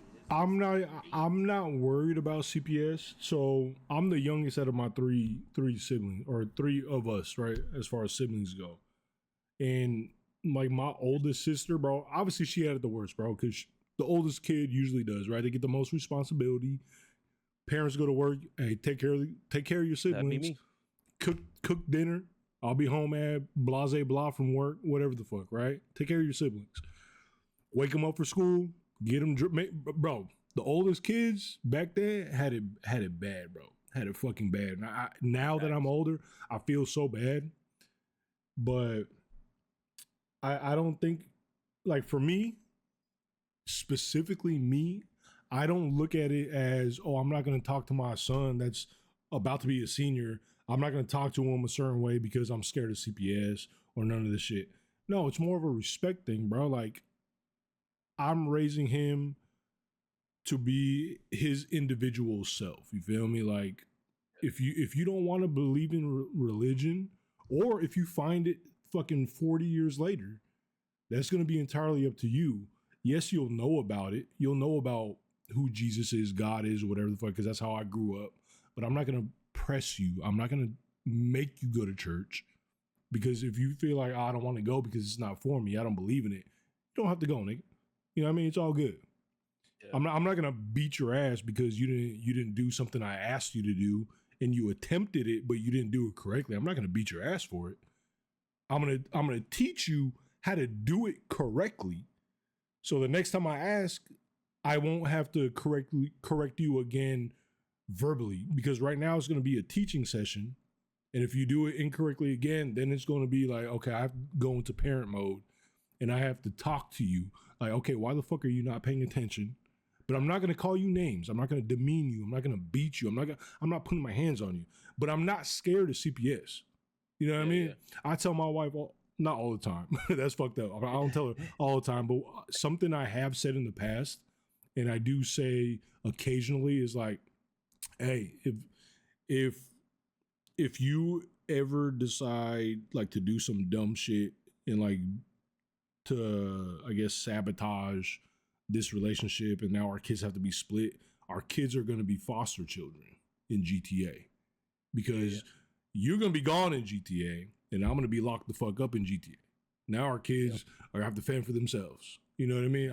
That's the type of shit I talk about. But when it comes to the kids individually, bro, I hug my son. I tell him I love him, because I never had that shit, bro. And to me, on some real shit, bro, like, if my son ever sees this video or this podcast and he comes to this section right here, and he'll learn something new about me because I've never told him, right? But I really feel awkward when I tell my son, like, hey man, I love you. You're doing a great job. Like, to me, it feels like, it's not like necessarily like how bitches say like, oh, I got the ick, but it's along the lines of that. Like, I don't want to call it the ick, but I feel awkward. I feel like fucking just chills running up my fucking arm and my spine and shit like that, because I'm not used to that. I don't know what that is. I don't know what that means. You know what I mean? But again, life is the best teacher. And if you grew up knowing what you went through is incorrect, is not good, then do the fucking opposite. You know what I mean? Like even at your job, like both you niggas, right? Or anybody watching this podcast right now, you have a job and you got a terrible boss. He's just the or she's just the shittiest person on the face of the earth to you.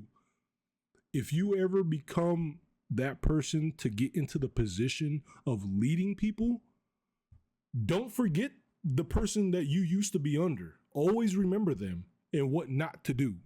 You can always learn from bad people too. And that's kind of how I take away things. You know what I mean? It's very fucking delicate because again, I didn't have a pops growing up and shit. Single mother household. Oldest sister raised me and my sister. And I'm just learning as I go, bro. I'm just learning as I go. And it's rough, bro. It's rough, but I feel like I'm doing an okay job. Yeah, you breaking generational curses, man. That's what Jay just said, and she right. Oh yeah, she is it, and I feel like also too, a lot of us men, I'll just categorize it as men. A lot of us men, either from a stepfather, no father at all, we're forced to learn shit early, right? We're forced to learn a lot of stuff OD early, bro. I ain't even going front. And everybody got a different age on when they learn things. And it's the same thing. It's the same thing. Like, obviously, and I'm gonna dig a little bit personal, even though this is the first podcast, but I'm letting everybody get a little bit of whiff of me. My stepfather married to my mom, and he's been in my life since I was 2. My biological father, I don't know shit about that nigga, and I don't want to know anything about him. No. I'm 33. I didn't reach out to him. I didn't ask him. Nah. But I think it takes a real man outside of everything, and I give my stepfather is my dad. Yep, that's I how I am with mine. Yep. Yeah, I don't. Anytime somebody say who your dad is, I don't say stepfather. I don't say none of this. I give my mom credit as well. My mom never talked bad about my biological father. She made me make my decision on what relationship I wanted to have with that nigga. And I feel like that was a growth within myself that she allowed that shit. Right? She allowed me to make the decision on what relationship I wanted with my biological father. I chose not to have that, but I give her the credit for never talking shit about the nigga. Yeah, yeah. She always said that. She was like, "You don't need nothing. Me and your dad is gonna do what it is to do." So like I give them credit because growing up, I pick and choose between the both of them to made me who I am to this day. So not only just experience and everything, but the two of them, I pick and choose, and then I put it all together, and that's who I am to this day. And for my kids as well, like my kids, God bless them, my kids, the cultural, because their mom is white, obviously I'm Jamaican. My kids understand both ends, and that's what I wanted for my kids. I wanted them to understand their mom's perspective of life, even though they're young, super young, but very fucking smart. But I think that's the benefit that I have in this life was allowing my kids to understand at a young age your mom is white.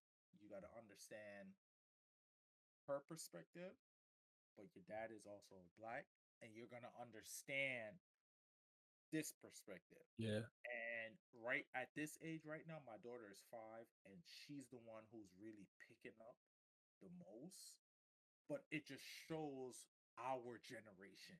The shit that we went through is what we're trying to put on our kids that they don't have to go through that shit. We are at an early age, we are already prepping them for everything. We might not have our dads in our life, but we're showing them you're going to have a dad in your life because we Yeah. don't want you to go through the shit that we go through. So no matter what, it is in life, I feel like our generation, the shit that we went through, we're always gonna make sure that our kids or even somebody that we meet don't go through the shit that we went through. And I feel like that's the best fucking thing about our generation, bro. That nobody could take away from. Nigga, we just too solid, bro. We Yo, just too facts. fucking solid, nigga. Yo, Even it's the crazy, weakest, man. even the weakest link in our generation, bro. We just too solid. We seen too much. We've been through too much. We've done too much. You know what I mean? We're That's how just it is with my pop, man. Like me and like RoboCops, same nigga. shit. It's RoboCops. Me and Jermaine got like the same like story, man. Like I never like met my biological, and he's no longer with us, and I don't give a fuck. But I got the story when I got older. My father now, my dad, who I've never disrespect and call him step pop. Same Jermaine, we had this fucking conversation forever ago. So is at the point where like I think I was like 14 years old. I was running the family business with him, computer business and stuff like that. He pulled me to the side because 3 nights before that, someone called the house. Everyone was in the house. Me and my sister. Somebody kept playing on the house phone, and me and my sister was like waiting up by the answer machine to see who leaves this message, who keep playing on the fucking phone. And some lady was on there. I grew up to find out who the lady was because she would come to the business or whatever.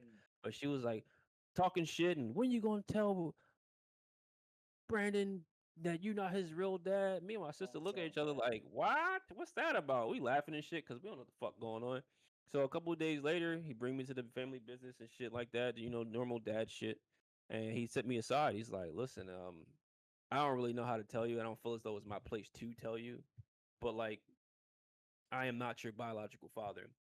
And at the age I was, and since he raised me before I was born, um, I already had a decent head on my shoulders. Like I was like, bro, like in my eyes, you are my dad. Like none of that shit matters. Like not verbatim, but like none of that shit matters. You are my dad. So ever since then, we had like a solid connection for a while. And then I got to an age where he taught me all it like we talked about earlier. He taught me everything I know to this day. And then I got to an age where like, you know what? I want to live my life. I want to do this no more. We got into an argument. I was 17 years old. Didn't want to do that shit. I'm out. We got into a big fight. I dipped the next day. Never been back since. Right. So when I start living life and going through the turmoil and the dumb shit like that, all the shit he was telling me growing up that I was like, man, that shit ain't gonna ever happen to me. I'm better than you type shit. That shit happened. So like I think I was 31. I had went to damn that shit's crazy. I had went to him. I pulled like, yo, dad, can I come through and talk to yeah. I was like, yo, can we talk? He's like, yeah, all right. I bought him a case of beer. We sat down and talked. I was like, listen, I just want to sit down and thank you for teaching me like man to man, like fuck all that shit. Like I want to thank you for teaching me everything you've taught me. And like I know we don't see eye to eye because my father he had a stroke and I had to like it came full circle. I think I was like 28 or some shit like that. I had to go back and run the family business while he fucking healed and shit. So I was like, I just want to thank you for teaching me everything you taught me, bro. My life has been a lot easier from the knowledge that you've given me, and I can now say that as a man, like I don't have to ask and or pay someone to do a goddamn thing. Like I can survive on my own. I can make money on my own. I can do all these fucking things that you taught me. And again, like I want to thank you. And then we were cool for a little bit after that. And then like I guess like age starts getting to him and shit like that. So we kind of fell off a little bit when it comes to like our conversations and our laughter and our connection. But that is my dad. He will always be my dad. I would never disrespect that man. Not with just the stepfather thing. It's just far as like he may talk shit about me now. You'll never catch me talking shit. I was like, all right, cool, whatever, bro. Like at the end of the day, it is what it is. You can feel however you want to feel. I just know at the end of the day, I love you. I respect you, and I appreciate everything you've done for me. That's about it. Never in my life would I have ever thought two full bred black men would have had a full house, bro. Compared to me, I am appalled that your dads were in your life. Yeah, it was a full house. So I have 3 brothers and 3 sisters. I do have an older brother, but I'm gonna say this on stream because I don't give a fuck. That nigga ain't worth shit. So he doesn't count as being the oldest because he's not responsible. Shit happens, bro. He doesn't. It's horrible. So like I'm the oldest. Everything falls on me all the time. When my parents started having more kids after me and my sister Autumn, we're 11 months apart. So like when they start having more kids, obviously a lot of attention and shit shifted. And it wasn't even a everyday family household after like the fourth kid, man. My dad wouldn't be at home as much as he used to be. He would stay at his other building and stuff like that. So it got to a point where it was like that nigga went to go get the milk and pop up when he needed to bring money home type shit. Like, all right, I see y'all next week type shit. So it lasted for a decent amount of time. Like my childhood up until like the third fucking kid was fucking great, dog. Like Christmases were massive. There was family night every Sunday. We would read books, watch movies. Like it was the fucking dopest shit ever, especially in the 90s, bro. And then all that shit went out the window. And then things start like going downhill. And that's when he kind of like tried to toughen up with me because he knew where society was going or how life was going to be after I flew the coop. You know what I mean? He didn't know it was going to be that soon, but he was like, I gotta build this man since my older brother is with his mom and they were going through court and shit like that, so he never even got to see him that much. So he was like, this the only fucking kid or the only son I can raise right now is Brandon. So I have to make him stable and manly enough so he can take care of the family when I'm gone. And that's what he did. And he's still sick to this day. And I'm basically filling his shoes in, and I ain't mad at it. Because it is what it is. I'm doing everything that a man is supposed to do for his family and then some because I have my own family. So it's the immediate family and my kids. Isn't And that it's the like I'm going to have to do it. isn't that the like it's a weird feeling, bro. Like it always leaves me fucking thinking and like I'm always perplexed. Like when you have so much responsibility and you get stressed out, like it's hard from time to time. Scary, You know bro. what I mean? And yeah, it's scary. You know what I mean? It's terrifying. But at the same time, you're like you feel like you have purpose. You know what I mean? Like your purpose in life is to like you could be the most depressed person. You could be whatever the fuck. You could be on the verge of in GTA being suicidal, right? But you're like, man, hold the fuck on. Like it's not just about me, bro. Like you start like what's the old ass fucking Christmas movie? I was gonna say Three Stooges. Holy shit, the Three Are you Ghosts. talking about Everneath? Yeah, the Three Ghosts, Everneath Scrooge shit. Yeah, With the Christmas I past don't and all mean to that. cut y'all real quick, but I just need to take a quick piss. You good? You good? I don't give a fuck, bro. Hold that dog. You good? Bro, I'm not holding the thought till you get back, bro. This is a Hey, keep going. I can still hear you. oh, Yeah, mute your I mic, feel you. nigga. Yeah, I don't want to hear the fucking pee pee hitting the water, bro. But yeah, man, it's Yeah, like I feel you you. feel like you get purpose, bro. Like you have a reason to fucking just breathe. You know what I mean? Like shit gets too hard, shit gets too stressful, bro. Like not in the same exact situation, obviously, but I feel what you're talking about because I may not have had what you had growing up. People teaching you what you got taught, but I definitely have a handful of people that depend on me.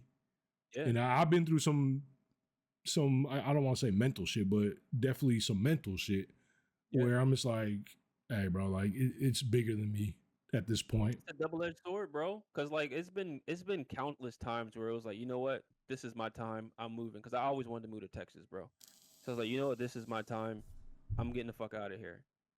I was 2 weeks away from moving with my godmom in Texas. I was going to work for her law firm, her husband's law firm, and get my own spot. I was going to live with them for a while. No sooner than that was all like established and shit like that. A week later, my little brother gets mauled by a dog. Fucking destroys his face, bro. Fucking rips it off. Who got called? Brandon got called. And it's fucking crazy because the day it happened, I was at my mom's house and I was like, all right, I'm going home because I was living in Jersey at the time. This is like when I first moved out Jersey. And I was like, all right, I'm going home. I'm going to take a nap. I was driving down the block, looked to the right, couple doors down from her house. I was like, damn, that's a big ass fucking pit bull. But it's like a pit bull is a dog that they all see and they know. Like they see him every day. They pet him and shit like that. So I'm like, that's a big ass fucking dog. So I get home, I lay down. 5 minutes, I get a fucking phone call. I look at it, I end it because it's my mom. I'm like, I'm sleeping. You know, there's nothing wrong. It's all good. I just left. She called me again. I'm like, what's wrong? Everything okay? Super hysterical, bro. Your little brother David just got attacked by a dog. I'm like, what the fuck are you talking about? I was like, what dog? What do you mean? I was like, is he okay? She was like, no, his fucking face is gone. And I'm like, it's a mom. She probably exaggerating. She sent me a picture, bro. That shit look like something out of a fucking morgue, man. I I remember immediately that day. jumped. We Yeah, were you on right. here. Yeah, we I were on here. immediately jumped up, grab grabbed my fucking pistol, and jumped in my car. I'm driving. My dad calls me. He's like, cause me and my dad be on the same type time. That's why I love that nigga, dog. We be on the same type time. I don't give a fuck if we don't see eye to eye, but we be on the same type time. He's like, I know you're about to slide. Don't do nothing fucking dumb. Cause he's in the house, but this is after the stroke. So he can't do much. So I get there, I pull up, don't see nobody outside, but my best friend's dad, who is my dad's best friend, is doing work on the side of my father's house. So I go straight up to him, and he had two workers with him. And he was like, I walk up to him, I'm like, yo, Uncle Will, like he was like, yo, B, before you do and say anything to me, go talk to your father. And then I was like, I just want to know from your perspective before I talk to him what happened. And then I was like, cause he knows me from child, like growing up, dog. He used to see me do dumbass corner shit. So he's like, listen, shut the fuck up and go inside. Out of respect, I was like, all right. So I start walking away. And then the young boy that was working with him or like for him said something about, yeah, that was my dog, this, and that. And I turned around like, oh, it was your fucking dog.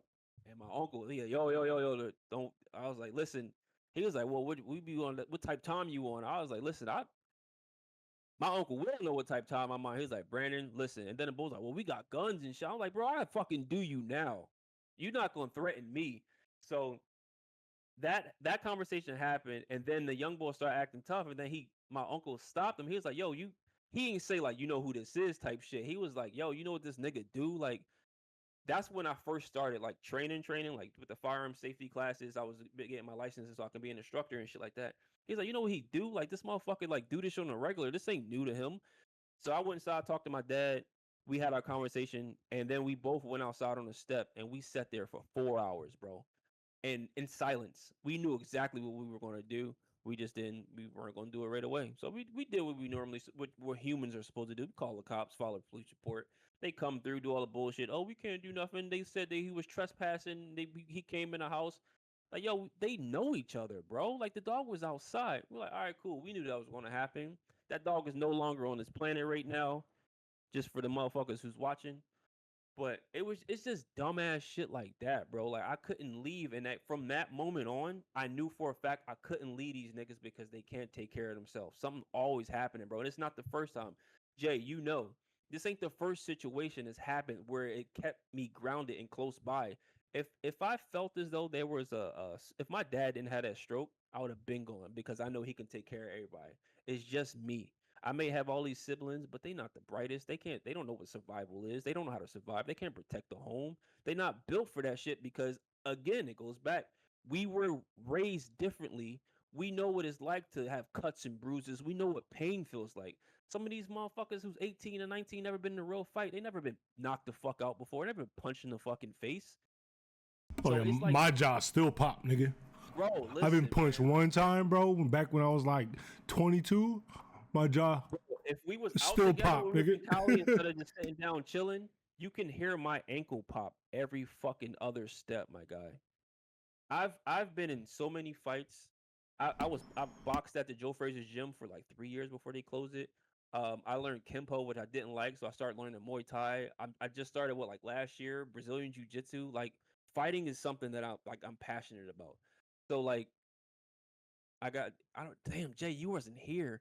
I wish Eggy was here. So I got into a situation not too long ago with my little brother David. He's 21 now. Probably want to save it for the next one. Sure. Or you No, want it's to keep cool. It's going? real quick.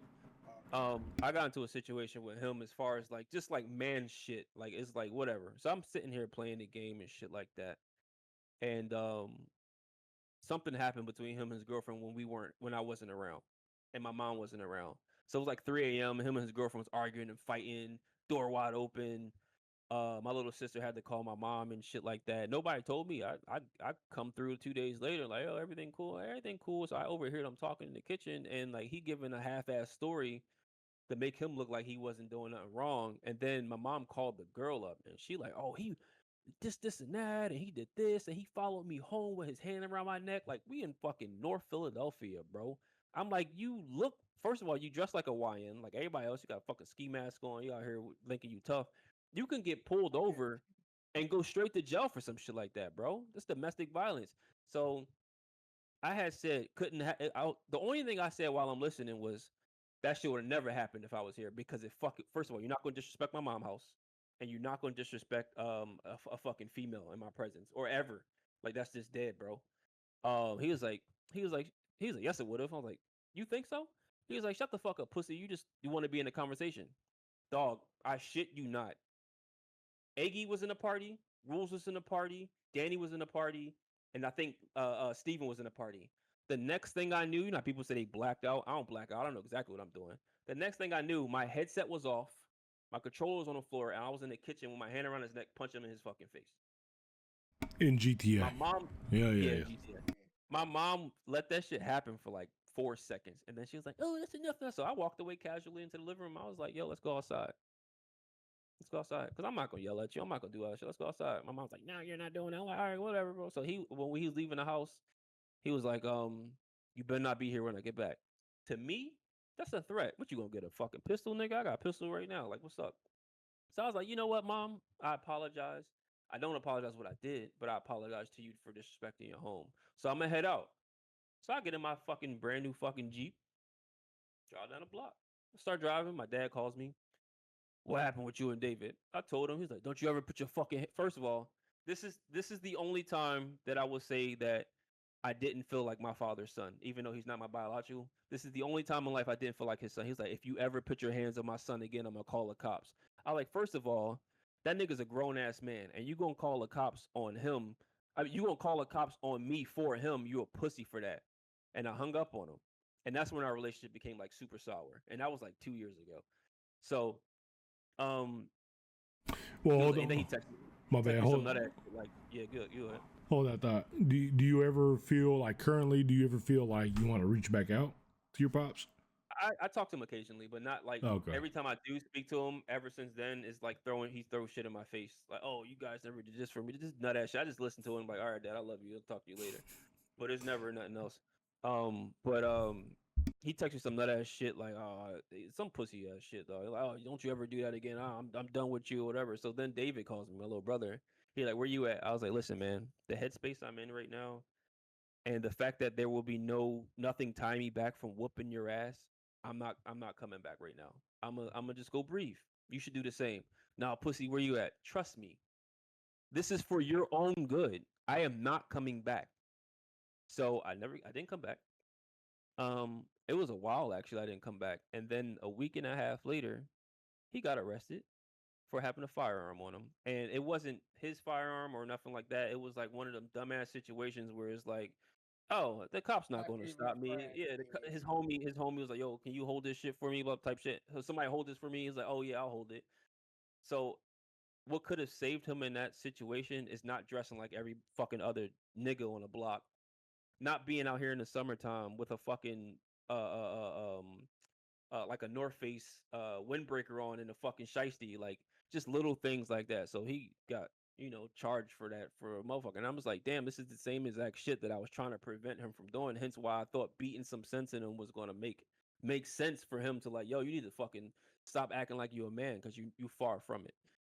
So to this day, like when he got out and shit like that, he tried to talk to me about it, to like, I apologize. I cut him off like, listen, fuck all that shit. You good? But there are days where he'll teeter-totter that line, and I'm like, listen, dog, it may be 2 years later. Don't think I won't put my hands on you again. I may say I wouldn't have done it before. I wasn't gonna do it again, but like, as your older brother, I do have that reason to fuck you up. You disrespect mom in the wrong way, I'm gonna beat your ass. I don't care. So that's a little tidbit of all of that shit. Me and my dad. That's that having brothers in your life right there. I never, bro, I didn't experience that shit because I had two older sisters, so never Yeah, really dog. never It's really a had to shame, deal man. with that shit. The Yeah, hell you no. lucky, bro. It No, ain't no, just, you lucky for that. You lucky, fuck man. no. No, I only say you're lucky because when you have a lot of siblings, bro, it's a fucking headache, man. You gotta deal with different personalities, motherfuckers, and then like the younger generation, man, they want to be so hood and like my little sister Tootie, bro. She want to be a nigga so bad, bro. And she's supremely light skinned, dog. Like super light skinned. Get the darkest tints on her fucking car. Don't want to carry a holster with her pistol. Seat all the way back. Don't wear a seat belt. Like that dumbass nigga mentality, bro. Like, what are you doing? So like, I love Hey, her to death. I try to help her. It just don't work because she has her own mindset now, and like she only deal with like them dickheads that's out here in the street, and it pisses me off. But like, damn, bro, like where am I failing at as a brother? It's but you at a certain age, it's bro, not your they just job, cook. bro. You're not. It That ain't your too, but job, at a bro. certain age, they just cook, man. Nah, it's not your job. It's not your job. So what's up, boys? Yeah. We good? We calling it right here. It's been I think, yeah, I almost think 3.5 cash. yeah, I think we hit a lot of topics. I think, we had a good flow. I knew this was gonna happen too, bro. Yeah. I was like, we're gonna talk about one thing. Listen, Wait, what was your Shit, oh, we call that what shit was your so many opening? times. What was your opening statement, bro? What do you think about men's mental health? yeah, I we started talked about that with for 30 seconds, bro. yeah. I started with men's mental health, but no, I do think that we did tap into that a good amount. Mm-hmm. It's just so much you could say on that because at the end of the day, society portray us to be certain situation, and then if we open up, women is gonna take whatever we say and ride with it, and then dig us in the ground and shit like that. But Who gave us mental? Who gave that month mental men's like who mental health for to men? be Like honest, who gave I it wish that? I wish I looked into it more to figure out why we got this month and Because we share it with what is who. that? Gay pride is it's like So Gabe, LGBTQ. yep, that We ain't and winning. fucking June 19th. Yeah, well that's only a day though. Yeah, I don't mind that That's one, only bro. a That's day. Yeah, that's fine. fine. That's a day. I'm okay with that. But like, bro, Yeah, like we not winning with the LGBTQ community. Like, what the fuck? no. Like, men's mental health. Oh, shit. We got a gay senator. That's a But like. They don't give a fuck. I think everything we talked about today played a part of men's mental health. I was Yeah, just thinking in the about sense, that shit yeah, too, Yeah, bro. absolutely. yeah, no, everything we talked about played a part of that because, just reflecting on all the conversations we had is like, yeah, we were taught to be a certain way no matter what we went through. We were taught to be a certain way, and it shaped us individually and to produce what we need to do in the future. It, kids, whatever you want for yourself, like it, people just got to check in with each other. And I feel like as men, we don't do that often enough because it was just like, it's like, yeah, that's my dog. He's all right. And I feel like from everything today that we spoke about, I feel like this is a good start. This is a good Oh start yeah. because Hell yeah. yeah, this is a good start because even though we did start mental health and we went into politics and this and that, it just shows where my brothers are with their mental state. It makes me understand where Parker is at. It makes me understand where Dollar is at. And I think we men in general should take any little information that their brothers talking about, their homeboy, whatever, that makes you understand more about the next individual. And it's okay to talk about stuff. We gotta understand that when it's us men, it's okay to talk about stuff. There's not ta- hey, not taking anything away from women, Yeah, right? I journal every day, dog. I ain't that. taking away. We appreciate y'all women, Yeah, but appreciate it. at some point in life, we're gonna focus on ourselves, and we're gonna focus on our other brothers. We can't love y'all until we love ourselves, bitch. Sorry. Exactly. We gotta love ourselves to give y'all the love that y'all deserve. And maybe once I start loving myself, I'll stop calling you a bitch, bitch. All right. We gonna keep calling you a bitch. Don't take it personal. Yeah, my dad had said something to me that stuck. It didn't stick or make sense when he first said it to me, but he was like, yeah, people like, oh, take care of your kids. He was like, yo, you can't take care of your kids without taking care of yourself. He was like, your health is first, then your money, then your Mhm. family. And like when he first said it, I was like, "Oh, that's fucking weird as shit. Like, why would you think that?" And then as I got older, I was like, yo, that shit makes hella sense. Yo, without health, you can't make the money to keep food Can't for do your shit family if you and don't help have them. You help. can't do none of that shit, bro. Like if you Mhm. fucked up, you fucked up. What money you making? You Listen, can't take care of your family. Then you a deadbeat. Then you this, you that. You're like, yo, bitch, I'm dying. But it's like you have to take care of yourself. You gotta love help! yourself. Help! mhm. Cause like if our mental's fucked, like I'm not gonna want to work, bro. It's the Kids or same. not. Like if It's the you same thing that in the fucked up military, bro. mentally, It's the no, same shit. absolutely. You know what I mean? Listen, all these jobs are mad that you took time off and this and that. I'm like, listen, I need time, y'all, bro. y'all niggas making money off me, but I need my mental state too. Yeah, you want Y'all this A1 making, performance? yeah, I need a day, bro.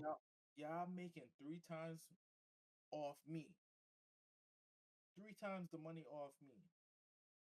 Listen, I'm taking my mental state.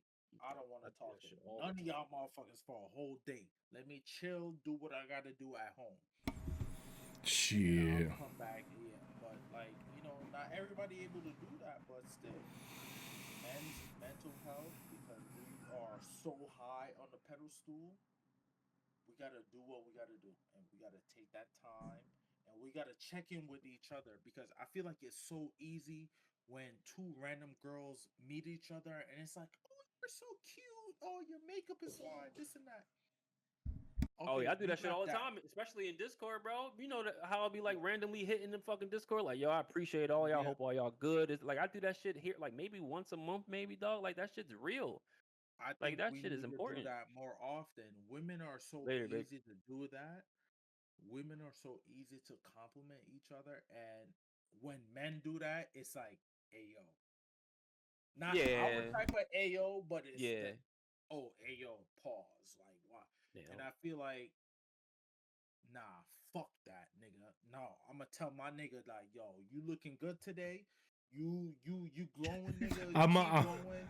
I might not go that Nah, far, bro, but I get what you nah. mean, bro. I'm gonna go that far. I'm gonna go that far. I'm gonna be like, bro, He you said you looking looking good good, today. King. Yeah, nah. You got your hair cut. You doing your thing. Keep grinding. I feel I like mean, okay, so that's cool. Hey, bro, that cut looking fresh as fuck. But you said, hey, yeah, bro, yeah, you yeah. looking good today. No, What no, you no, saying no, the no. other? I'm talking What you about saying the other day? I'm talking about the fresh cut. Yeah, You yeah. looking good. What you saying the other day? I was like, what the fuck? No, I'm talking about that fresh cut, bro. Like, Fresh nigga, baldy.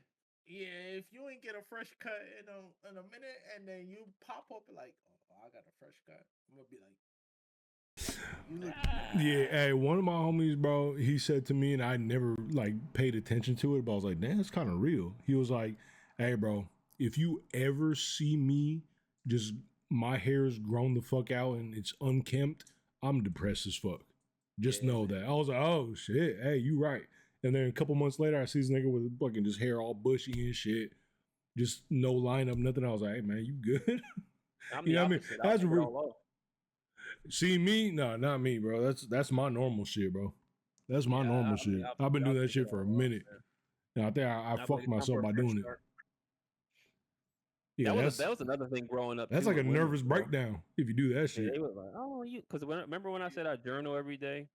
I Yeah. don't. I'm not a big person of like talking about my feelings, especially to the opposite sex. But to go back to the beginning of the conversation where it said motherfuckers throw shit in your face. So like I've learned my lesson from previous experiences. Not saying everyone's like that. So, but like I've learned that lesson. Like, well, maybe it will bite me in my ass one day. So I start keeping a journal. Like I've been to like not counseling, but like a therapist That shit don't work for me, bro. So like what I do now is trick myself and when I'm writing in this journal, I trick myself, especially if it's about somebody specific and I got it on my mind. I trick myself into I'm sending this letter to this person and they got it. That's my journal. So it helps me drop that baggage, that weight, so to speak. And then if I'm having like just one of them days, like I even got shit color coded, dog. Like if I'm sad, I write in the blue pen. If I'm angry, it's red. If it's just a regular conversation or some thoughts, it's in black. And I have maybe like 13 just random ass journals just full, bro. Composition notebooks, fucking fancy ass like video game themed journals that GameStop used to sell. So I would just have a bunch of I even got one with my name on it that was a gift from an ex that I don't even fucking use. It's somewhere in storage or some shit like that. I probably never will use. I probably should throw that shit out though.